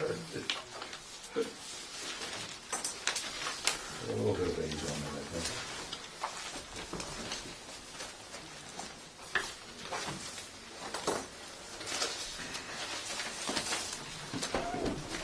Okay, this is the final item, and it appears on your agenda as status reports, performance and enforcement, non-compliance of order of conditions number 63-463 at 293 Weathersfield Street, map 23, parcel/lot 47, Prime Realty Trust. And the background for the commission in regards to this is the commission had a public records request come in through the town clerk's office, because the town clerk is our public records management clearinghouse for anyone making a public records request. And what I discovered in getting information for this party was that we had an order of conditions issued to 293 Weathersfield Street, map 23, parcel lot 47, to Prime Realty Trust, Edward Surratt, trustee. It was issued October 27th, 2004, and it was an order of conditions that was specifically mandated by the commission to resolve a non-compliance activity without a permit that resulted in some clearing and cutting that occurred in bordering vegetated wetlands on the property along the, this is a Weathersfield Street address, but it has frontage because it's on the corner with Route 1. So it's kind of opposite the Mill River Winery in that regards. And there were some replanting activities that were to take place. The order of conditions also had, the applicant had wanted to create a curb cut and entrance onto the property, but no further proposed development activities. And so we had required restoration and replanting of the impacted BVW, and then the installation of some bounds to delineate a no cut, no disturbance area, because that had also been inadvertently cut and cleared. They were removing stuff from the frontage to provide a clear line of sight to Route 1, and they didn't realize, even though they had done an ORAD had been issued with the wetlands delineated on it, the people who were hired to come clear the lot had no knowledge of that area. So that's a succinct, short version. So the order expired. Couldn't find a record that the order had been recorded. Last field note I had seemed to indicate that the bounds had been haphazardly put on the property but not installed in the right place. And so through this notice of non-compliance issued April 2nd, it brought the property owner up to speed and notified them that in fact this needed to be resolved, which includes recording, which provided a true and attested copy of the order because it never apparently got recorded, and so they couldn't locate the original and provided a true and attested copy that can be recorded. And Mr. Manuel has been inspected the site already and is working with the property owner, I believe, to correctly install the bounds that were required. Yep. And you have a report in front of you from Mr. Manuel. Right, we marked those locations on Monday night.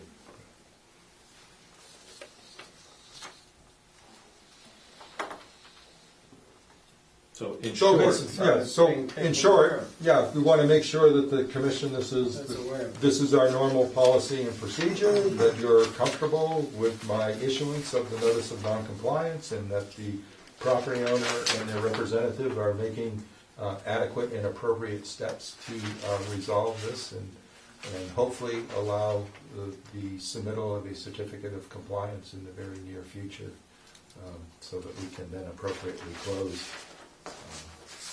this order after it's recorded. Do you need a motion approving your action in this regard? However you wish to. Do I hear a motion? So moved. Do I hear a second? Second. All in favor? Aye. Aye. yes. Motion carried. Hope to see you shortly with a request for certificate of compliance. Good. Right. Good evening. Thank you. Okay, thank you. I swear I knew about that. I was in the hearing for that. On the board, but I haven't been on the board that long. This is the same property owner that just put up that new brick building Yeah, over. I know exactly. He was the- But this property is He was going, Margaret Hawksworth's old property. he was going to put in a Garden or nursery garden center? nursery kind of Yeah, center. yeah. Retail, Yeah. and retail I And think that was isn't allowed. turned down because it was a non-conforming use. Yep. And it's just sort of sat there always. Now the town wants to He do must have been something. in for something else, because I remember it. So would that change it with the new zoning laws? Yeah. Yeah, this is like 14, Property specifically is on this is the early on. Yeah. That reminds me, somebody told me, With that new I zoning. don't know who it was, within the last week. Augustine. But across Oh, they're from trying to extend the Olive Cafe, extend the business town owns a lot of Usage, land. right, down Route 1. Yeah, right So next would to that open up Agawam the zone? fence. Is that what the zoning's all about, that they've been talking about? Yeah, but I'm talking about something else in the Oh, you moment. changed. Right next to Agawam fence and across from Olive Cafe, there's maybe an acre lot, maybe you told me this, Yeah, it was a tax title taking. that the town wants to put the recycling center on. Whether that Across conforms, from where? The Agawam? across from the Olive Cafe. Oh, Olive Cafe. But I said Oh, I said when you said Sorry. Agawam, you had me totally confused. Sorry. Okay. Yeah, Mass DOT just took down 2 large trees that were there. But it's, right, it's the first lot right next to Agawam, North of it or south of it? south of it. South of it. It's a treed lot. You go up about 6 or 8 feet. Olives or Agawam? I'm getting so confused. Agawam. Fence. Fence. Agawam, thanks. Oh, Fence. versus down, you got me with an olive down and Agawam. I don't know if I'm having pancakes or I'm chewing on a fence post. You're only a mile away. Yeah, exactly. Rhododendrons. Rhododendrons. Yeah, okay, thank you. Fencing. Not pancakes. I don't know if that's a conforming use, if it goes, unless. I don't know, they're investigating it. I've only heard that mentioned as being, the initial brainstorming ideas of where does the town have some property that they might be able to control the access, because they always had a problem with control with that recycling center being outside the DPW depot there. They never could, seal it up, and they just had to spend all sorts of money to get rid of the stuff that was dumped there. Then the recycling stuff started going through the roof in cost too, so that was the final coup de grace. Well, since then, at least one of the private companies in town has started offering a recycling service. And the reason I know that is because the woman across the street from me uses it, and every Tuesday they put their recycling material out there, and it's picked up. But since you've encouraged, or in effect resulted in private businesses taking all this over, I'm not sure that the town needs a recycling center again. That's just off the cuff. Since we're off agenda, do we want to possibly, is there any other business you wish to transact? Or? I heard a motion to close. Second? You withdrawing your motion? No. All in favor? Aye. I guess we're closed. But That's did it. you want to